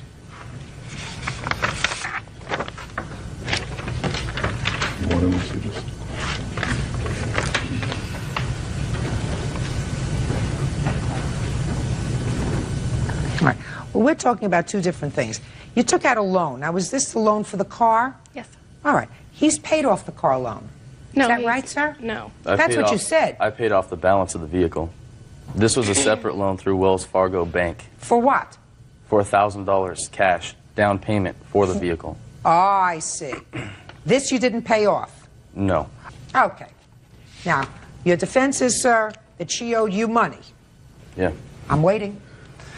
Well, we started dating. We were dated for about 4 or 5 months. She was in the sorority house then, and she would stay over at my house frequently, almost every night. When summertime came, you have to leave the house for the summer. So she moved in with me then. In the process of that, I was working at a dealership in Corvallis there, and I was looking for another vehicle. I went down to... Could you get what she owes you money for, sir? Is that what we're getting to? Yeah, that's what we're getting to. Let's get there faster. Okay. But I went down to the bank to get the loan. I couldn't get the loan because I have bad credit. So she was living with me at the time. She offered to help me out with that. We did that. There was no necessarily written contracts or anything of that Get nature. to what she owes you money for, sir. I already got that part of the story. I finished with that. What does she owe you money for? What do you think? I don't remember my question? I'm not that old. Get there. Go ahead. Well, she owes me money for the $315. I don't think is a necessary reimbursement. Other than that, the vehicle loan was paid off. There was no written contract for that. I don't think that I owe that money. The $315. Listen to me. It should be a wash. Blah, blah, blah, blah, blah, blah. Yeah, I want you to tell me. I don't want you to tell me, sir, that this you don't think is right, and this you don't think is right. Mm-hmm. Your defense to this case is she owes me money, and therefore the $1,700 she's suing me for, the loan and the promissory note, it's a wash because she actually owed me about the same amount of money. That's your defense. Now, so you either have two things that you can do. Either you can say to me, I didn't know what I was doing when I wrote my answer because she really doesn't owe me any money. And my defense is, blah. Or you can tell me what she owes you money for. She lived with me for about 4 months. Okay, go ahead. She lived with you for 4 months. Go ahead. Yeah. Well, she lived with me for about 4 or 5 days, about 2 weeks, I would rather say. About 2 weeks. But the whole time prior to that, she was staying at my house almost every single day. Yes. And that was a matter of bills and whatnot. Go ahead. So what does she owe? My duplex ran about $750 a month was my rent, plus the bills. All the bills were in my name. I lived there by myself. Yes. For the whole time together, I think that it should be a washout. It's a washout. When she would come over and stay at your duplex with you, did she also maintain a room in the college dorm or someplace else? Yeah. Yeah. Did you pay for half of that rent? No. Did you ever have an agreement with her to pay for half the rent while she was staying over at your No. house periodically? Mm-mm. So I want you to go like this. Judgment for the plaintiff in the amount of $1,700. That's all. Parties are excused. You may step out. I have about 5 months, bills out. I'm tired of trying to deal with this, get my money back. Balance is out to about $1,500. None of it's true. I don't think that I owe her the whole amount, or any of the amount at all. It's been terrible.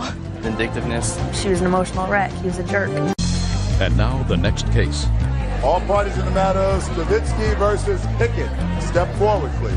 Homemaker Karen Stavitsky is suing her best friend's estranged husband, technician Tim Pickett, for an unpaid loan for an engagement ring. Miss Stavitsky, the defendant became engaged and then married your best friend. That's correct. Is that your best friend? Yes. So you and the defendant were married at some point, or still are married, but in the process of divorcing. Correct. Is that right, sir? Yes. When did you become engaged, sir? December 21st, I believe it was. Of what year? 1999. And you wanted to buy your fiancé an engagement ring, Yes, Your Honor. but you didn't have enough money, so that the plaintiff lent you some money. Yes. How much money did she lend you? $1,678.95. Is that the total amount of the ring that was purchased? Yes. Tell me about the conversation that you had with her with regard to her making this loan to you. Well, we had come to an agreement that I would pay her $100 a month until the ring was paid off. She was very nice. Yes. Well, the lawsuit is all about this. They got married. When did you get married? June 17th of 2000. And you were making payments on the ring. Yes. You still owe some money on the ring. Yes. And you say, I'm not paying for it anymore. Right? Correct. Get it from her. That's your position. Yes, Your Honor. Explain to me how that works. Not long after the marriage, we were having financial difficulty, and Karen was aware of this, and we had talked, and she agreed that what I could pay her as often as I could, I would.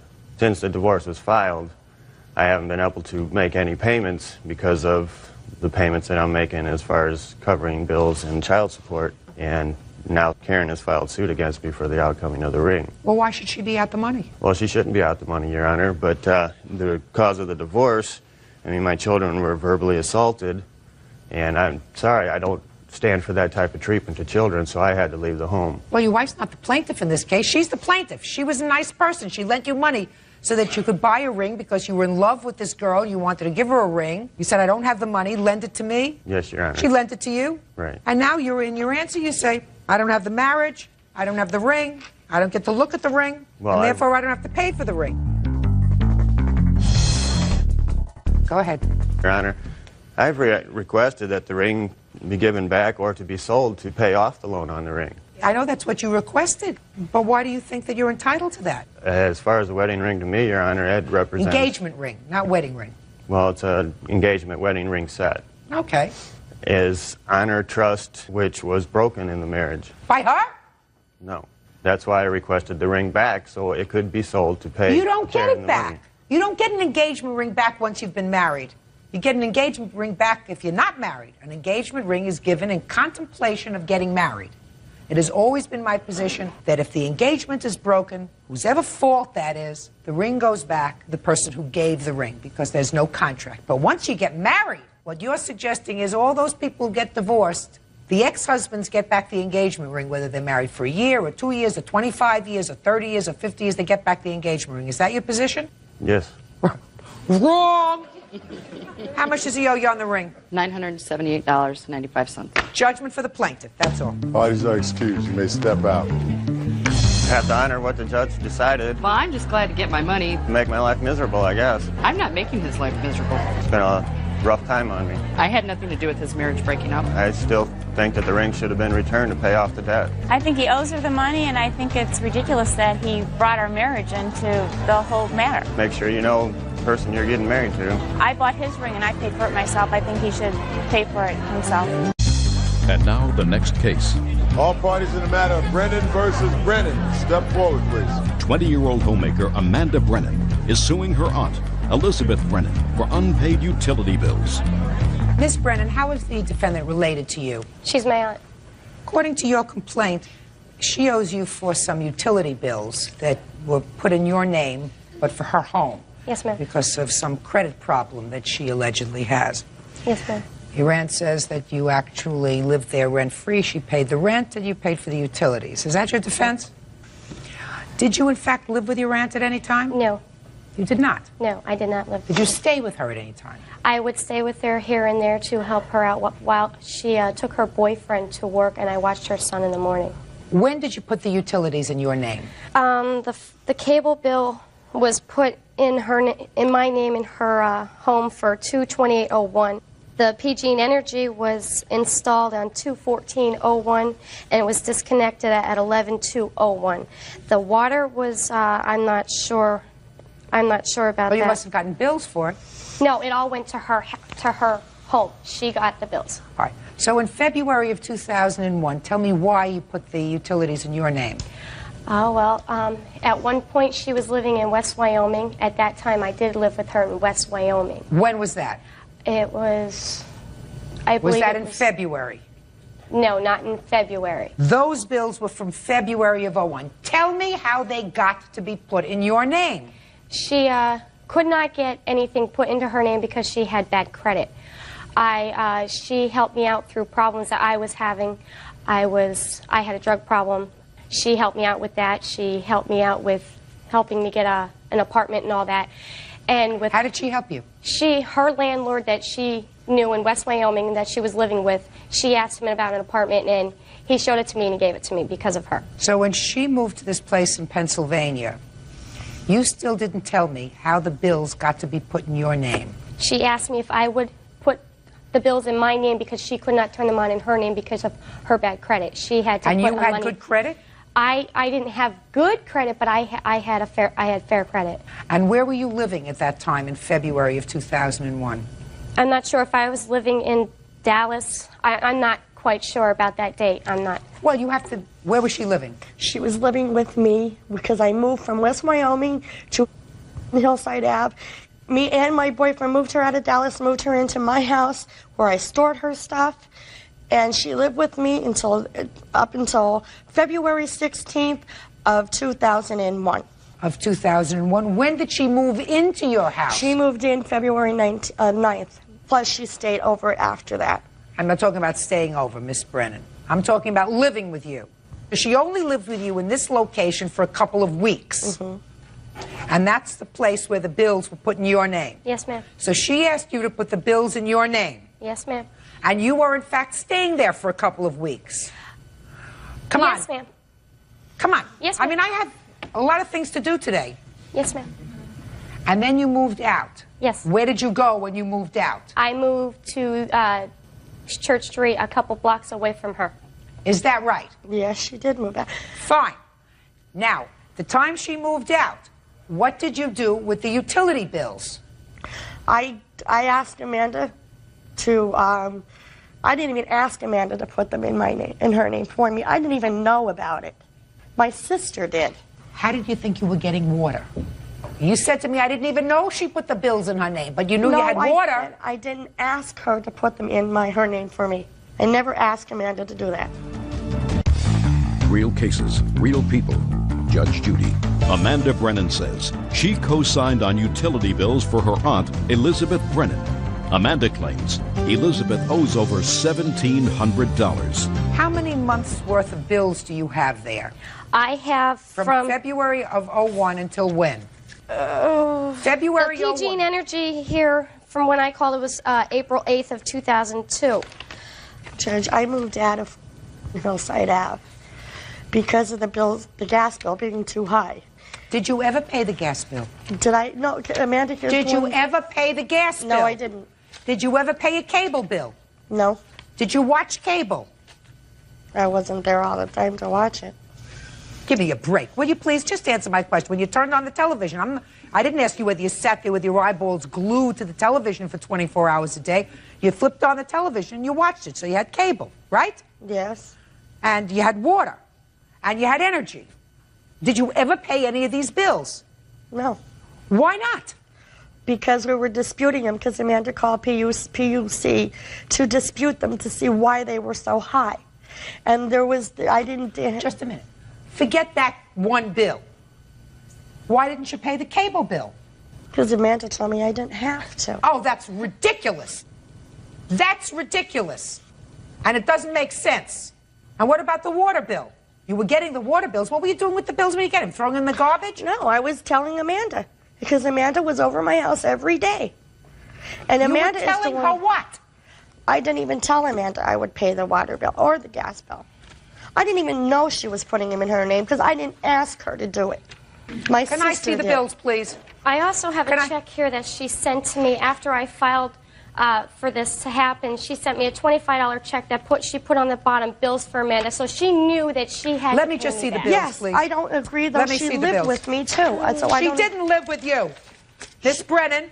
She didn't live with you there. It's water. She lived with you for 2 weeks. You just told me. She lived with me, but she wouldn't stay at her own house. That's what I'm trying to get at. So she'd come over to your house. Exactly. So she stayed there, and she washed her laundry and everything in my house.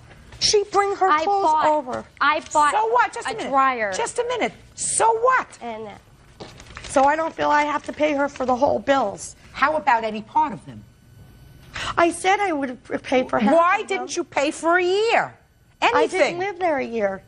I only lived there from February to November of 2001. February, March, April, May, June, July, August, September, October, November. You lived there 10 months.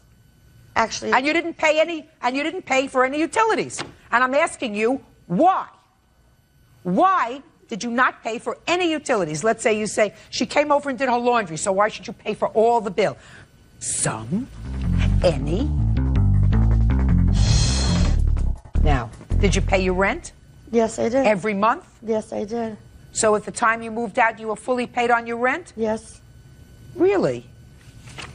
That's because she was on Section 8, which Section 8 will pay most of your rent. All she had to pay was just a certain amount of the rent, because that's what I'm on now. That's why the rent was always paid. Were the bills coming directly to your house? Mm-hmm, because that's the way she had them. They were coming to my house. Miss Brennan, let me tell you something. You're supposed to do the right thing. Judgment for the plaintiff in the amount of $1,775. Thank you, that's all. Parties are excused. You may step out. I never want another thing to do with Amanda because of the things she's already done to me. She's called the cops on me. She's called children's youth on me. She's called Bureau of the Agent. I never want to talk to Amanda again. She wouldn't take my son to the hospital when he had to go, when he was puking projectile at a week old. I had to wait for my Aunt Kathy and her girlfriend to get back from the bar to take my son to the hospital. She told me not to worry about this, and she brought it this far. I don't think so. I did not take advantage of her. I helped her out in a time of need. 58, Smith versus Crosley. All parties, please step forward. Justin Smith is suing his ex-girlfriend, Jessica Crosley, for an unpaid loan. Miss Crosley, I'm going to start with you. You and Mr. Smith were in a romantic relationship for a period of time. Yes. From when to when? I want to say it was about a year before my son was born. My son was born February 11th, 2019, and our relationship ended about 4 or 5 months after he was born. And after you separated, according to what I read, you sort of remained friends. Yes. Great. You had some trouble with your finances, and you had serious debt. What kind of work do you do? I am a credit collections agent. Not a good thing when you're a credit collections agent. And this was after you had already been separated for a long period of time. And at some point, what I'm piecing together is you discussed your financial circumstances with Mr. Smith. Yes. And one of your options was to seek protection in bankruptcy. Correct. And Mr. Smith thought that that was a bad idea. Yes. So he suggested that you take out a loan, consolidate all this debt, which was on, I assume, on credit cards with very high interest. And since he had credit, he would take out the loan and you would pay that loan off, which was manageable every month. Is that generally what this is about? Yes. His behavior had started getting irrational, scary, started calling me a lot, asking my whereabouts, texting me, driving by my house on several occasions I saw. I'm still not understanding. Justin Smith claims his ex-girlfriend, Jessica Crosley, owes for an unpaid loan. Mr. Smith did take out that loan, month and year. March of 2022, this year. What were the payments each month, starting in March or April, principal and interest? He had told me that it was $500. Told you they were $500. He took out that loan, and am I correct, Ms. Crosley, that you paid off your credit card debt? Yes. And you paid off your debt with the loan that he took out? Yes. And you did, in fact, create a situation where the money, because you were employed, would come out directly from your bank account to go to pay off the loan to his bank account? Yes. And you did that in what month? That was started, I believe, at the end of April or beginning of May. And how many such payments did you make? Biweekly payments, I believe I made about 6. Thereby acknowledging that this was a loan. At some point, you stopped making the payments. What month did you stop making the payments? In July of this year. Why? So I had started seeing my current boyfriend. This is not a social show. Just tell me why. So I had to take a day off of work to file for an order of protection. Why did you have to take a day off from work to file for an order of protection? Because I was advised to by a police officer I spoke to. Okay. And I assume against him? Yes. Okay. Give me the incident. Okay. So in July, when I started seeing my current boyfriend, Justin had expressed that he wanted us to get back together. And I had told him, no, that was not going to happen. And then his behavior had started getting irrational, scary, started calling me a lot, asking my whereabouts, texting me, driving by my house on several occasions I saw. And then there was an incident on July 19th where I had allowed his mother to take my son to a play, and she was supposed to drop him off back to me. And instead of dropping him back off to me, she had dropped him off with his father at his work. And then I got a call from Justin yelling, saying, "Where are you? What are you doing right now?" And I'm like, "Well, I'm on my way back home. Your mom's supposed to drop off Braden." He's like, "I have Braden. I'll meet you at your house." So I said, okay. We got to outside my house, and then he pulled up next to me and then started screaming out of the car, like, "Where were you? What were you doing?" I was like, "I was spending time with Anthony, my boyfriend." And he's like, "I'm taking Braden. I'm not going to give him back to you." And my son's crying in the back seat. And I said, "No, you give him back to me. It is my day to have him." And he drove away. He later called me and said I could meet them at Dairy Queen. So I met them there. I got out of the car. I went up to my son. And as I was getting him in the car, Justin had walked up to my car and started yelling and swearing at me. And as me and my son started driving off, he threw a milkshake at my car, which scared me and my son very much. Okay, good. And you filed for an order of protection. You had a trial on the order of protection, yes. And the judge dismissed your order of protection. Yes. After the trial. Yes, ma'am. Okay. I'm still not understanding why you stopped paying on the loan. So when I had lost my job. You lost your job when? The next day. The incident happened on the 19th. I had to take the 20th off to file for the order of protection. The 21st, I was let go. Oh, that had nothing to do with you being let go. Nothing. I just want to know why you stopped paying on the loan. You stopped paying on the loan because you lost your job? Are you working now? Yes, I just started working. Well, did you start paying him back? No. So why? Also in July, when all these incidents happened, Justin had stopped paying for daycare, which was our agreed upon child support payment. We don't have a court order for child support, but he had been paying all of daycare. I cover all of his other finances. So that was an agreement that you had, that he would pay for daycare? Yes. Okay. And he stopped paying in July? Yes. He started only paying half of daycare. Okay. So let's go back. He started paying for half? Yes. How much was he supposed to pay per month? $560 was the full amount of daycare each month. Okay. And he had been paying that. In July, he cut it down to? To $270, I believe. 80. Okay. So he wasn't completely not paying. He was paying part of it. Correct. Tell me why you cut the payments in half, because you have a counterclaim for that. Yeah. So in July, we started a custody case for full custody of our son. You're talking in July. Who started the custody case? I did, Your Honor. Okay. Did you retain a lawyer? I did. Is that case still ongoing? It is. Well, then I'm not entertaining anything about the daycare because you have that case in family court. The court there will make a determination as far as future child support and whether or not this daycare should have been paid. So you have no reason for not paying the loan. I was planning on filing bankruptcy. Okay, but you didn't. You didn't file for bankruptcy. You did the smart thing. How much is left on the loan?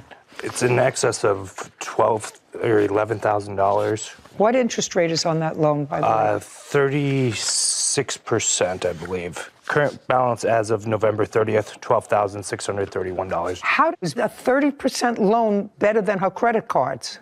She had some loans in excess of 800%. From whom? Or over 500%. These were online lenders.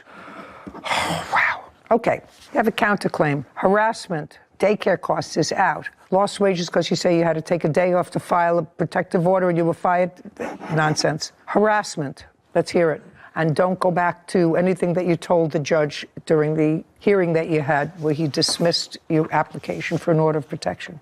Okay, well, that the order of protection. Okay, that was. They're just shh. Well, if that's the testimony, it's already been adjudicated. A judge, using the same measure of proof that I would use, dismissed your case. So I'm not relitigating that case. Judgment for the plaintiff in the amount of $10,000. Thank you. This court is adjourned. I believe he was angry that I started a relationship with somebody. I think the restraining order was part of her defense as to why she didn't want to pay me back anymore. I was ready to file bankruptcy, and he had offered to take it out for me. You know, at the end of the day, the loan is still agreed upon and still needs to be repaid. I think that that's a good lesson, that you can't use the court systems and restraining orders to get out of a loan that you have really no excuse for not paying except for you lost your job. And I just think it's tricky. I think that a lot of defendants come in here and think that they can just say, I didn't have the money and so I don't have to pay it. But that's not the case. What's most interesting to me is these 800% or 500% or 100% interest-bearing loans. I know, it's something. Where did that come from? It's something I've seen recently in the past couple of years. It seems like every online shopping venue now has some form of loan payment or loan offering or sign up for our loan program. And I'd never seen that before. And if you don't read the fine print, you could get stuck in just like the Carol Crane is suing her daughter, Jessica Crane, for personal items and money from a GoFundMe fundraiser. Court come to order. All rise. Have a seat, please. Hello, Judge. Case 2119, Crane versus Crane. Thank you very much. You're welcome. Well, Miss Crane, this is a very sad case. This is your daughter. Yes, it is. And I don't know how many children that you have, but I know that you had a son who was in medical school, who was, how old, 25 years old? 30. 30. Sounds as if he was a popular young man. He was in an outing with friends, and sadly, he drowned. Yes, he did. And that happened, women. just a second, and that happened when? That happened July 29th of this year. This is what the case is about. His friends, in his memory, started a GoFundMe page. Correct. And there is approximately $40,000 in that GoFundMe page. There was, yes. I said approximately. Yes. There was. And your daughter is, for want of a better word, in charge of that Facebook page GoFundMe proceeds. Correct. And it is your claim that as the next of kin, because he died without a will, you are entitled to some or all of that Facebook page. It doesn't even matter about the GoFundMe funds. I mean, that would be nice in a perfect world, but my daughter took everything. From the day my son passed, when they found his body at the river, the coroner gave her the keys to his truck, and she went to his apartment and emptied it. So I didn't get my chance to be Josh's mom for the last time. I didn't get to empty his apartment. I can't cure that, madam. No. I can't cure that. No. And you can't put any sort of a value on anything that your daughter might have taken from that apartment because you don't know what was there. Correct. So I can't help you with that. In a perfect world, maybe she would have gone with you to the apartment, but she didn't. Correct. Based upon what I read, you were not there during the search for your son or the discovery of his body. Is that correct? I was at home. Okay. And your daughter was there? Yes, she was. And I assume that you were close to your brother? Absolutely close to my brother. Just curious, what prevented you? You were notified that your son was missing. What prevented you from going there? My daughter was at the house the day Josh went missing, and we had my car torn apart.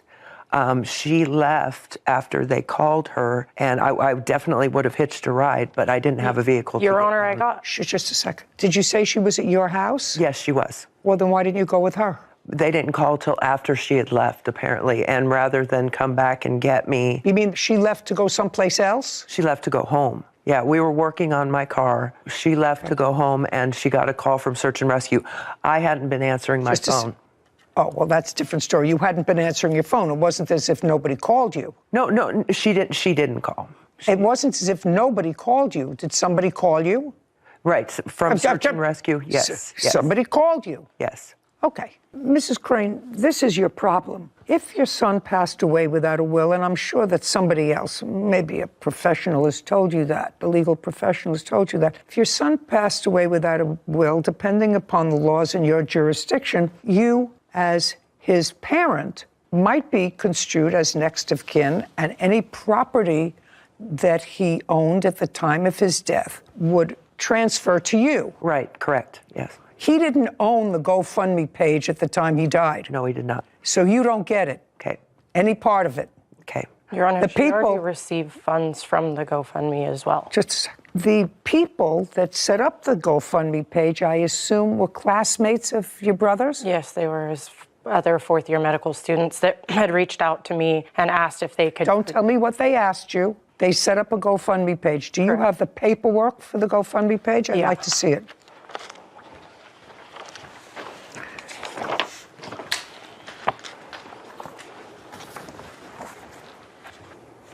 Okay, so they raised $39,287. Correct. Okay. Is there anything that is in writing that makes you either the beneficiary of... The organizer of... Would you do me a favor, look it up? Underneath the photo. It does say that I am the beneficiary listed on there.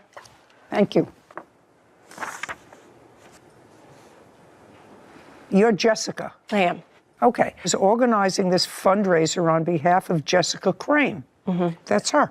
That has changed. Initially, it was for Joshua Crane, and with the legal Just show me. It's never been for... Show me, just a second. Mrs. Crane. Yes. It wouldn't make any difference, but I'm willing to look at something that originally it was on behalf of somebody else. The reason I'm here today is not because of the GoFundMe. Your Honor, that's exactly why she's just- here. It's the just money. a- It's always been about the money. All right, how are you going to pay the note on a $14,000 truck? I plan on returning to work. This incident has...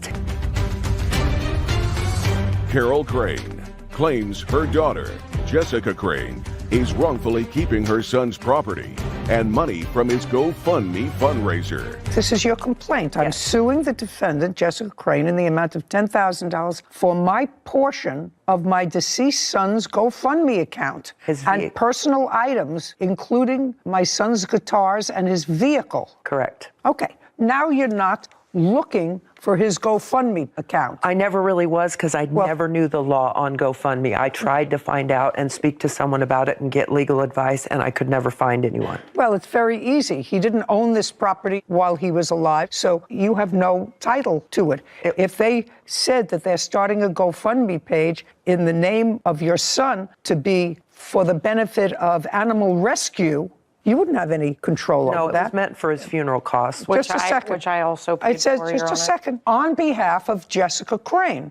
Right. On behalf of Jessica Crane, just for my own curiosity, I'd like to know, your son was buried at some point? He was cremated. He was cremated. And I have the receipts. I paid for his obituary, his cremation. Okay, so what I'm asking you is, there were no serious funeral costs? I got everything donated on my funeral. That's not true as well. Just a second. I'm asking you, Mrs. Crane, did you pay anything for your son's funeral? No. Okay, that's all. So it's not as if you had any outlay of money for this. You know what I find sort of troublesome? I find troublesome that his friends, because that sometimes happens, it's human nature, you feel so badly about something, you want to do something, and probably the easiest thing to do is to raise money. And the easiest thing for probably these people who are in their 20s and 30s is to start a GoFundMe page. I mean, it just would seem to me if they wanted to do a scholarship for him at the school, if they wanted to do something else. This is for those people out there who are watching, who are GoFundMe people. I've seen some of the more ridiculous ones, you know, and there are good-natured people out there who see these things and will donate $5 and $10. Oh, my goodness, they need funeral costs. Well, in this case, there were no issues, and almost all this money, $40,000, is left. What are you going to do with it? So there's a couple things that I planned on doing with it. It's why the money has been sitting in account. I just want the people who donated this money to know what you're going to do with it. It's not for you to buy anything for yourself. Your Honor. That would be ridiculous. That's not what was in their minds. So I want to know who I'm dealing with. Your Honor, after all of Josh's expenses were paid for, which I paid for using that money. I am very close with the dean at UC Davis, who is a good friend of my brother's as well, and they have talked about setting up a scholarship fund for my brother, and I was going to donate a portion of that money back if UC Davis decides to set that up on his behalf. And then I also wanted to set up scholarship funds for my sons, who my brother was very close with. So what you're telling me is you're going to give a little to UC Davis for a scholarship in his name, and you're going to use some for your two sons for their education. Absolutely. Well, that's really not what it was intended to do.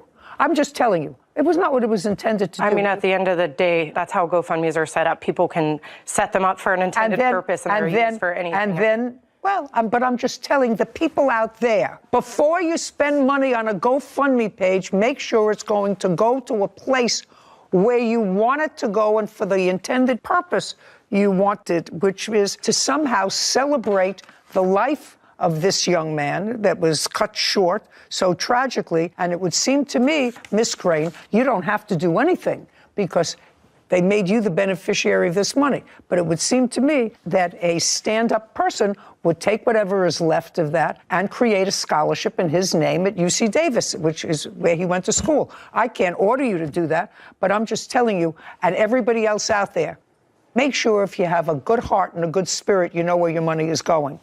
Okay, so you're not entitled to any of the money. Now, did you take your brother's guitars? I cleared out my brother's entire... Just a second. Yes, Your Honor. Just answer the question. And how many guitars did you take? 3. Where are they? They're at my house. Now, I don't have to do this.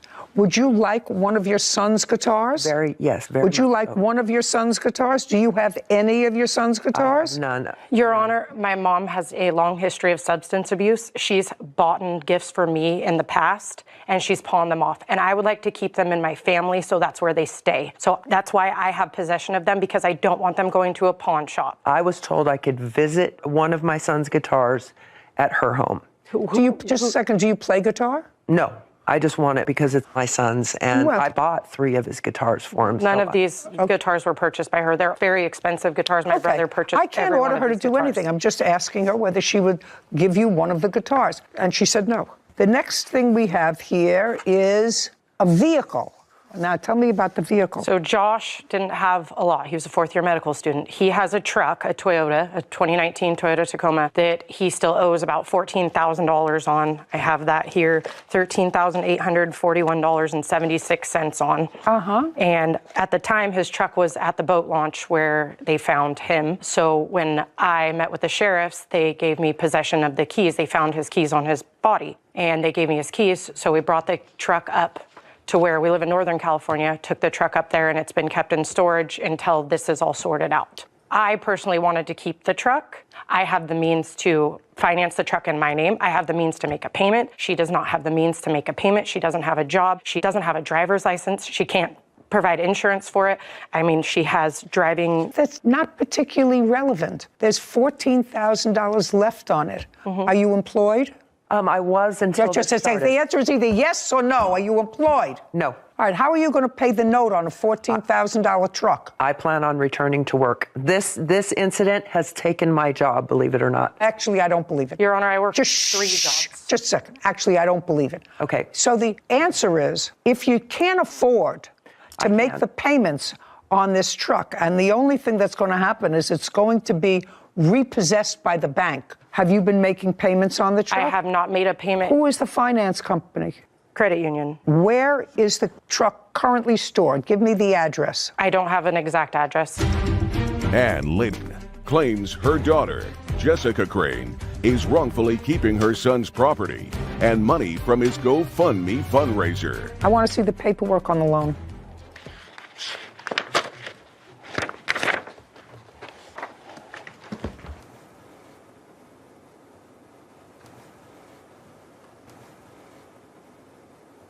Okay.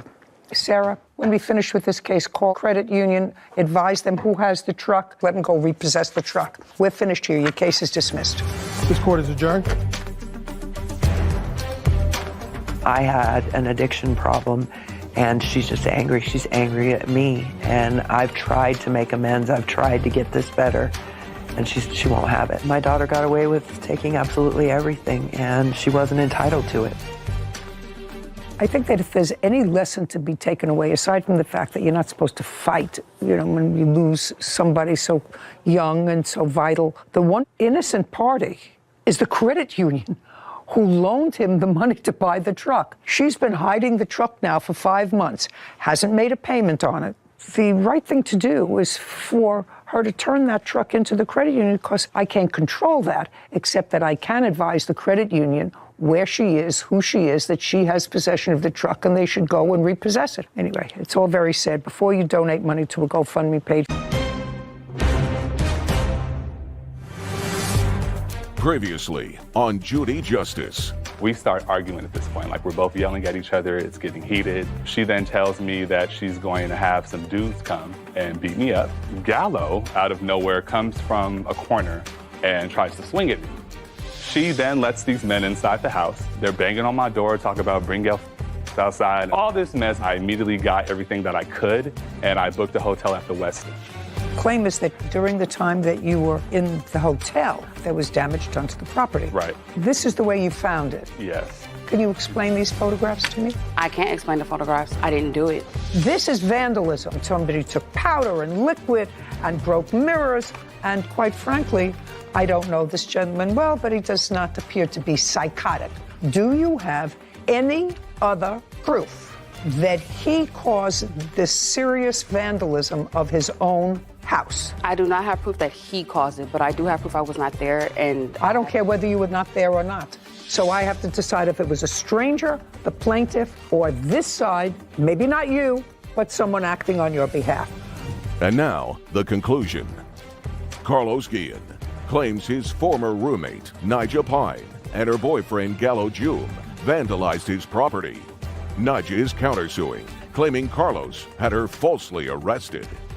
Okay, so if there is no other proof, what? May I interject, please? Sure. Over the situation that he's trying to say that happened on the 27th, that even led to the whole craziness that we see in the photos over the vandalism, is a lie. And in his police reports, I don't know if he'll show you the police report or anything that happened, details and dictates everything of what the situation is. May I see the police report? He came to Do her. you have the police report? She has. I was not able to get the police report because I am listed as a suspect. I'm not a victim, so they wouldn't give it to me. But if I may interject, because you're gonna... I'm reading something. You're gonna need more information to understand.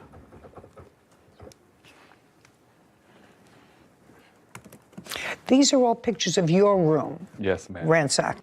Yeah, my room and then the living room as well. The living room sofa, but this is your room. That's my room. This is your bed.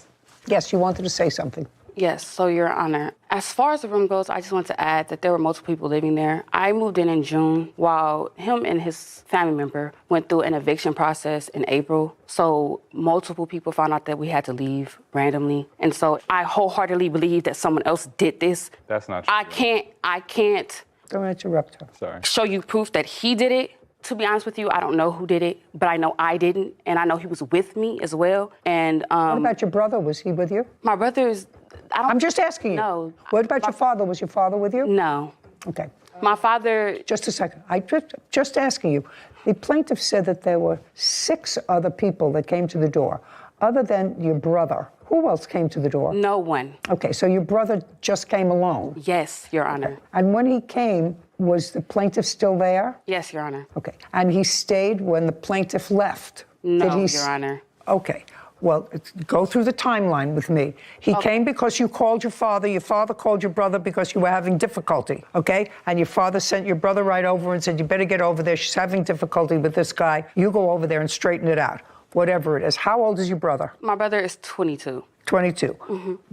Big, little? He's slightly taller than me. He is more built, maybe like the size of the bailiff, a little shorter. Just a second.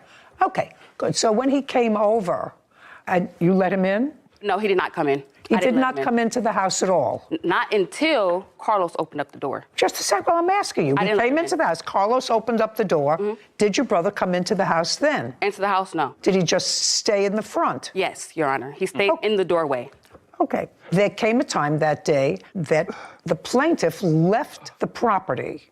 He went to stay at a hotel. He did not come home on that night. of the 27th. Yes, Your Honor. That's clear. When he left, where was your brother? I have no idea. And I don't believe that your brother left you alone there before he left. So you have to understand, if your father sent your brother to be there to protect his sister from him. There are things missing. And if you would allow me, I would like to tell you what actually happened that day, at least from my perspective, because it was never he left immediately. What happened was he came into my door at 7 o'clock in the morning, banging on my door, which I have a photo of the hole he put in my door, threatening me, asking if Gallo was inside of the room. And he wanted to fight me and Gallo because Gallo told him to leave us alone. And he sent threatening texts to Gallo saying, I'm gonna beat you up and we could fade and bucko this, bucko that, all this. And he's like, you know, like that. I called Gallo like, hey, Carlos is banging on my door looking for you. He's like, yeah, I know. I saw the messages. I'm on my way. And I'm like, okay. So we're arguing. He's at my door. I call my dad because I'm like, I don't know what's gonna happen. And he's like, oh, he gets upset. So he calls my brother. My brother, he happens to work in the West Side as a security guard. And he's like, well, Pops just called me. Do you need me to stop by? I understand all that. Exactly. Go ahead. So after he gets there, sees Carlos outside, I go downstairs after Carlos goes to his room, and I talk with my brother. And he's like, well, what's going on? And he's like, why he don't want to come outside? And yes, my brother was very upset because I told him, like, you know, this man was threatening me. That's hearsay. Yes. That's hearsay. So, okay, let's understand something. This all came about, pay attention.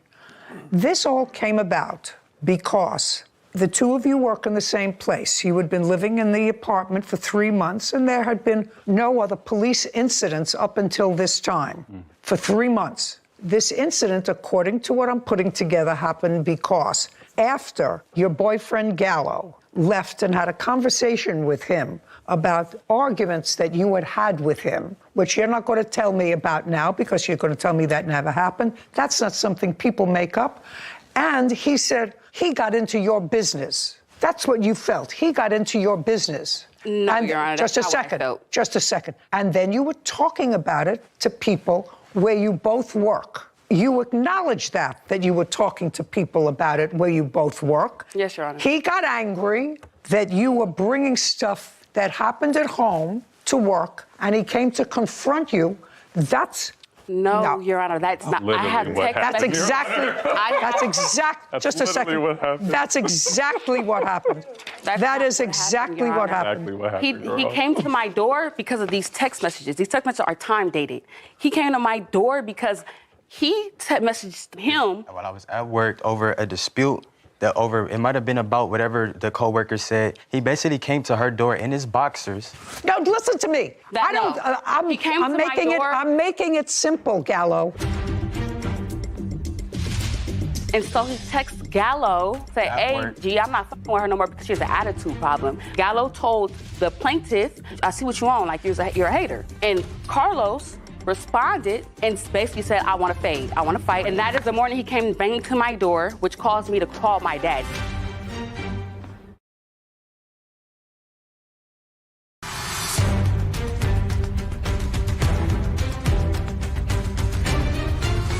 Defendant Naija Pine has accused her former roommate, Carlos Guillen, of getting her falsely arrested. Carlos claims Naija vandalized his property when he was gone. It started because you told your girlfriend about the brief conversation you had with him after an argument. You say no, you're not going to say yes. Now you're still together, right? We're together, but still that's together. Not the issue of okay, why we're here where we're at. And she got annoyed because the person that she's renting a room from, who she works with, is telling her boyfriend, listen, you don't have to stand for that. You know, you got your whole life ahead of you. You know, move on with it. Your Honor, that is not what happened. Oh, really? I'm begging you to listen to me. Just show me. He's not that type of person. Gallo, If I may. So, what I have in my hand is a message where he came. Just show me. Don't read it. May I? Kevin, get the message. So, if you see it the first on the top page at the bottom, that message was birthed from him coming to my door while I was doing my hair and telling me to send him. He wanted to talk to. He has boxes on. He wanted to talk to me. Just a second.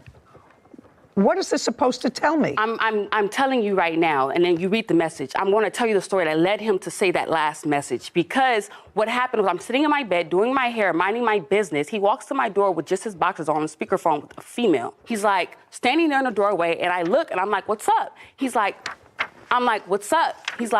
I'm like, all right, well, let me know when you're ready. And I closed the door in his face. Like, I closed it because he has his boxers on. He's standing there, and I'm minding my business doing my hair. So I basically tell him, let me know when you are ready to talk, because you're standing here in your boxers like I'm good. And so when I open the door after, he's like, all right, I'm ready to talk. He basically like, I'm not with your attitude. Just a minute. Slam the door in my face and all this other stuff. And so he texts Gallo that message you see there, say, hey, G, I'm not with her no more because she has an attitude problem. But I was upset because he was standing at my door in just his underwear. And so he texts him that. And then the next series of messages you'll see, Gallo told the plaintiff that basically you need to mind your business, and I see what you on, like you're a hater. And Carlos responded and basically said, I want to fade. I want to fight. And you'll see those in the messages. He said, I want to fight. G, ain't got nothing to talk about. You're weird. All this buffoonery, the threats. I don't have dates on this. Is this the 27th of August? Yes, that is that morning. The 27th of August. That is that morning. That's that morning. And that is the morning he came banging to my door, which caused me to call my dad. He came to my door looking for Gallo to fight him. I'm done with this case.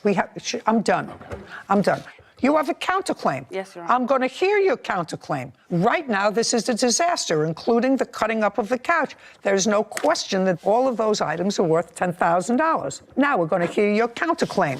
And your counterclaim is that you were arrested falsely, tampering with tires, lost wages, and cyberbullying.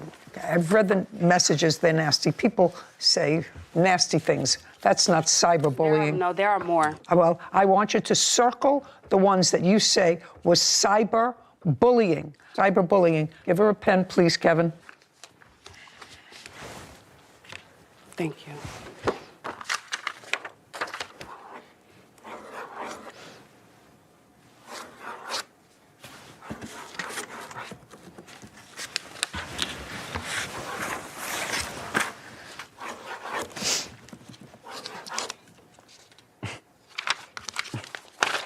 Don't give me anything that's not circled.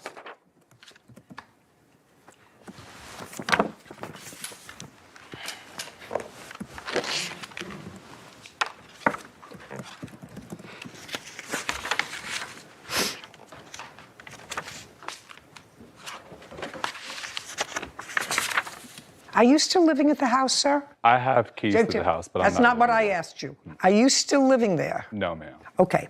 I'm reading through these text messages. You said you can't fight stupid with stupid. Instead, I chose to remove my items and kick back in a 5-star hotel until my new place is ready. Yes. So you were moving into a new place? I was, Your Honor, yes. When did your lease start? It would have started on September 10th, Your Honor. Is the place furnished? Not fully, Your Honor. No, I did get a new bed. That's about it as far as furniture and a dresser and like just the stuff I was able to save that she damaged at the home. Just a second, did you take the sofa? No, I did not take the sofa. Did you buy a new sofa? No, I have a studio, so it can't fit. So it doesn't fit? No. Anyway, so you were moving. So you purchased a new bed. Do you have the bill for the new bed? Not on me, Your Honor, but it's well, the that's same. what, you know. Yeah. She may have destroyed all this stuff, but if you weren't taking the stuff with you anyway because you have a studio apartment. Right. Yes, ma'am. You had to buy a new bed. I could understand you not having this bed. Right. Okay. Well, first of all, it's not cyberbullying. Any of this is nasty, but it's not cyberbullying. He does say in these emails, he came crying to me at 7 a.m. talking about how she beats him, calls him names, and says she wants him out of her life. I simply told bro not to worry about himself, to move on, just like any person with common sense would. This trick decides to go around my job and tell people I'm dirty. I don't pay my bills, and I'm trying to blank her man. All right, so I've just stricken cyberbullying. You have bill for the bed, sir. And if you don't, I'm going to allow you to tell me what you spent for it, because so far the $10,000 is coming down. How much was the bed? $5,000, Your Honor. Show me. I didn't bring the receipt for the new bed. It was just for that bed that she damaged. Because I have a Kelly King now. She damaged my queen. So I have the comp for the queen bed that it was. Well, I'd like to see that bed, which I see here. So you're going to show me a comp to this bed.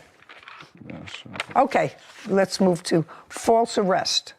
Well, you were arrested in part for vandalism, is that correct? No, Your Honor. Well, that's what the police report says. Well, honestly, I haven't been able to see the police report, but I know that based on what officer gave me, I was arrested for theft. Okay, what I'm telling you was the police report says he reported that the suspect vandalized property, also that property was missing from his bedroom, but he is clearly accusing you of vandalism. And the report says a report of theft, but the officer clearly arrested you probably for both charges, because the police report says vandalism, and I find that was a legitimate arrest. No, Your Honor. That's what I find.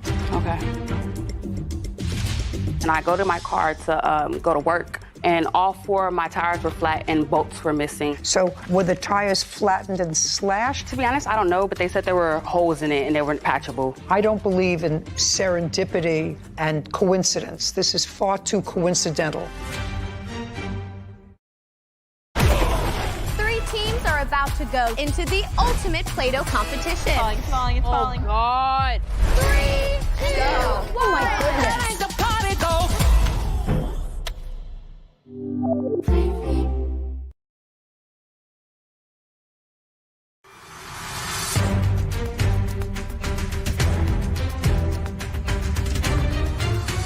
Defendant Nigel Pine has accused her former roommate, Carlos Guillen, of getting her falsely arrested. Carlos claims Nigel vandalized his property when he was gone. Did you find that for me? Yes, I have an image of it, Your Honor, so sorry. Here you go. That's the mattress that she damaged.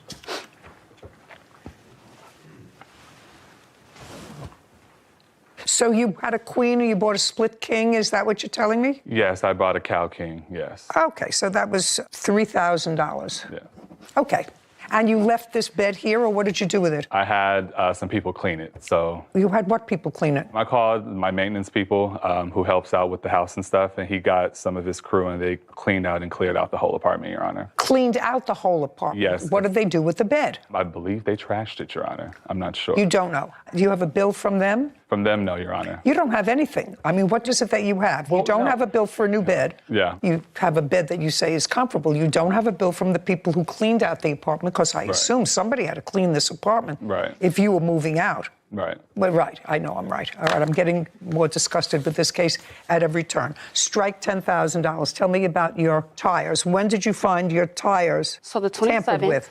after the police left, after we agreed to peace, I went upstairs to go to sleep. He was still in the house? Yes, Your Honor. On the 27th? And when I woke up, I was getting ready to go to work. I noticed the electricity was off, which in those papers I gave you, he stated he turned off the electricity. Yes. Electricity was off. Everything was gone as well. Like, not everything, but like weird random things, like the microwave was gone.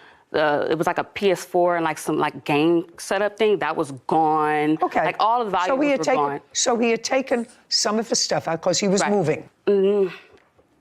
Well, he moved. Are you telling me he didn't move?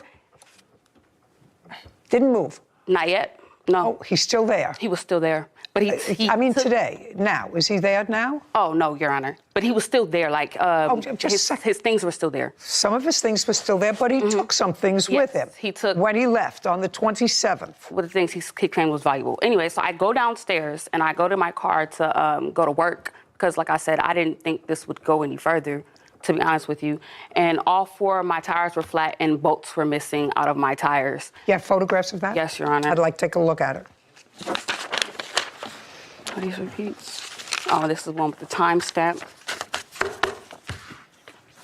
Thank you.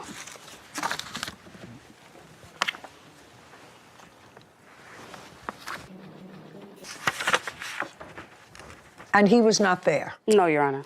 So Were the tires flattened and slashed, or were they? To be honest, I don't know, but they said there were holes in it and they weren't patchable at all. So they were holes in all Yes, four? Your Honor. Do you have the bills for 4 new tires? No.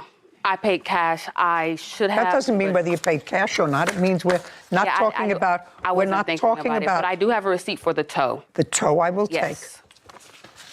Which I ended up having. So we used Gallo's AAA, and it was his 4th tow, so he wasn't going to be able to get another one after that. So I ended up just paying him for the extra tow, which is $90. And then I bought 4 new tires. Well, I can't help you with the 4 new tires because okay. what you I'm come running. here for is to prove to me any element of your claim. Right now, the plaintiff has not proven all the elements to his claim for $10,000.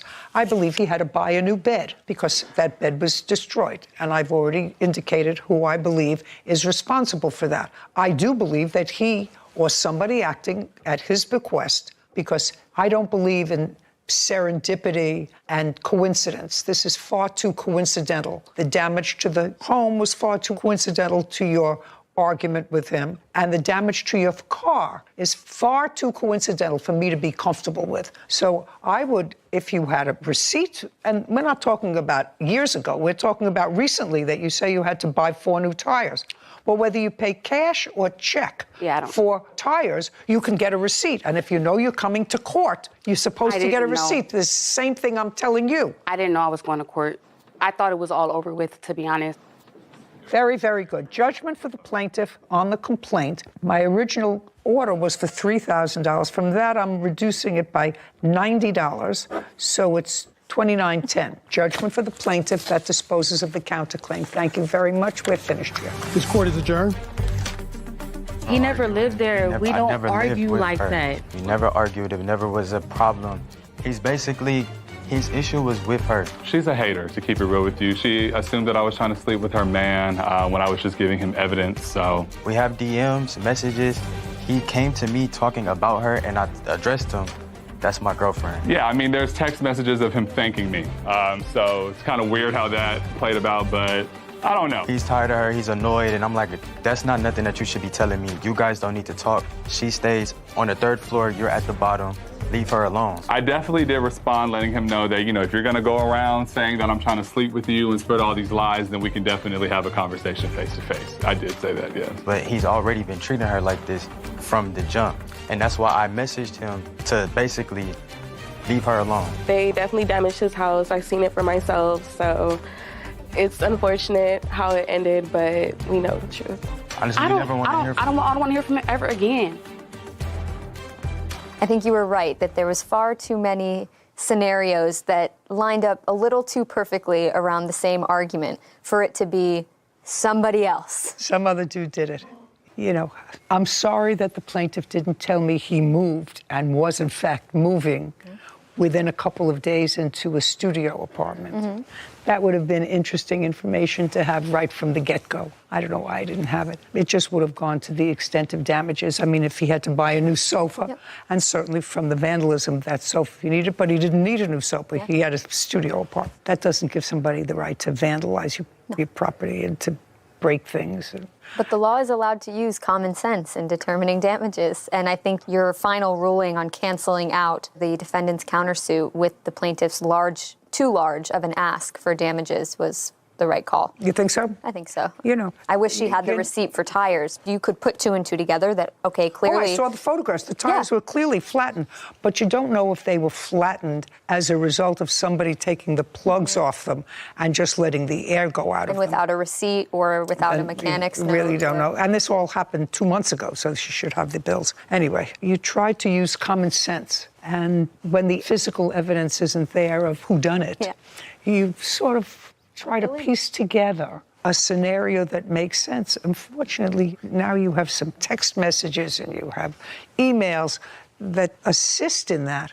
Not everything is a picture. Yeah. More and more so, at least in the criminal system, it's becoming a picture because everybody has cameras all the time and there's cameras all over the place. But in these civil actions, very often there aren't.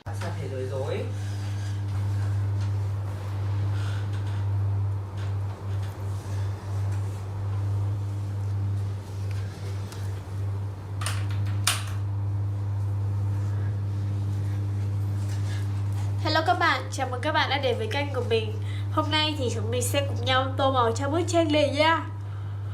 Các câu khác cũng nếu mà tương tự các câu khác cũng áp dụng như thế à? Nếu gói sẵn như thế thì ok. Trước tiên là chúng ta sẽ cùng nhau tô phần mái tóc nha. Ok, đơn giản quá.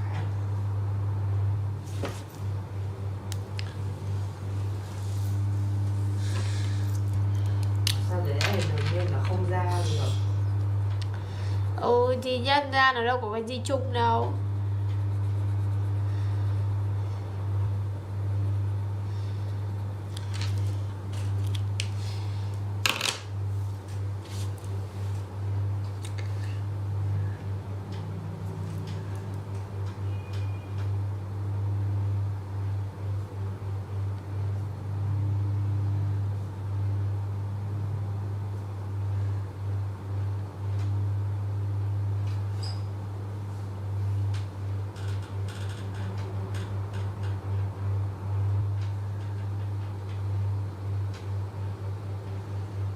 Một cái nữa.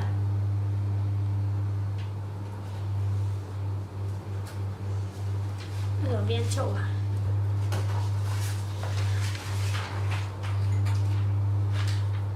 Đây mình sẽ tô chiếc váy nha.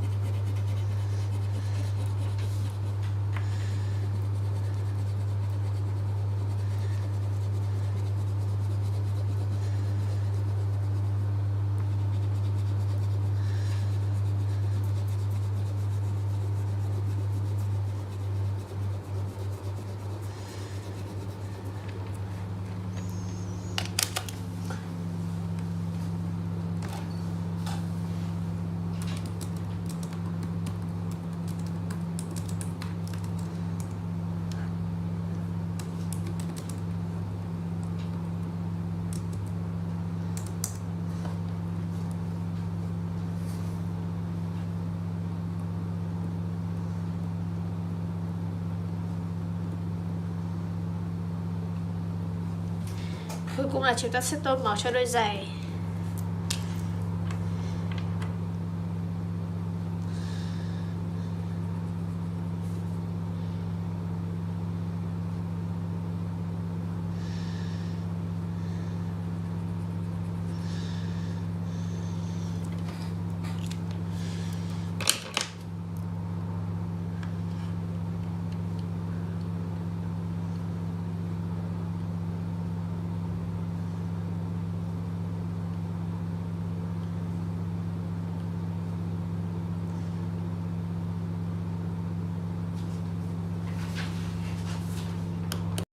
Các bạn ơi, như vậy là mình đã hoàn thiện xong bức tranh tô màu. Đây chính là thành quả mà mình đã tô được nha.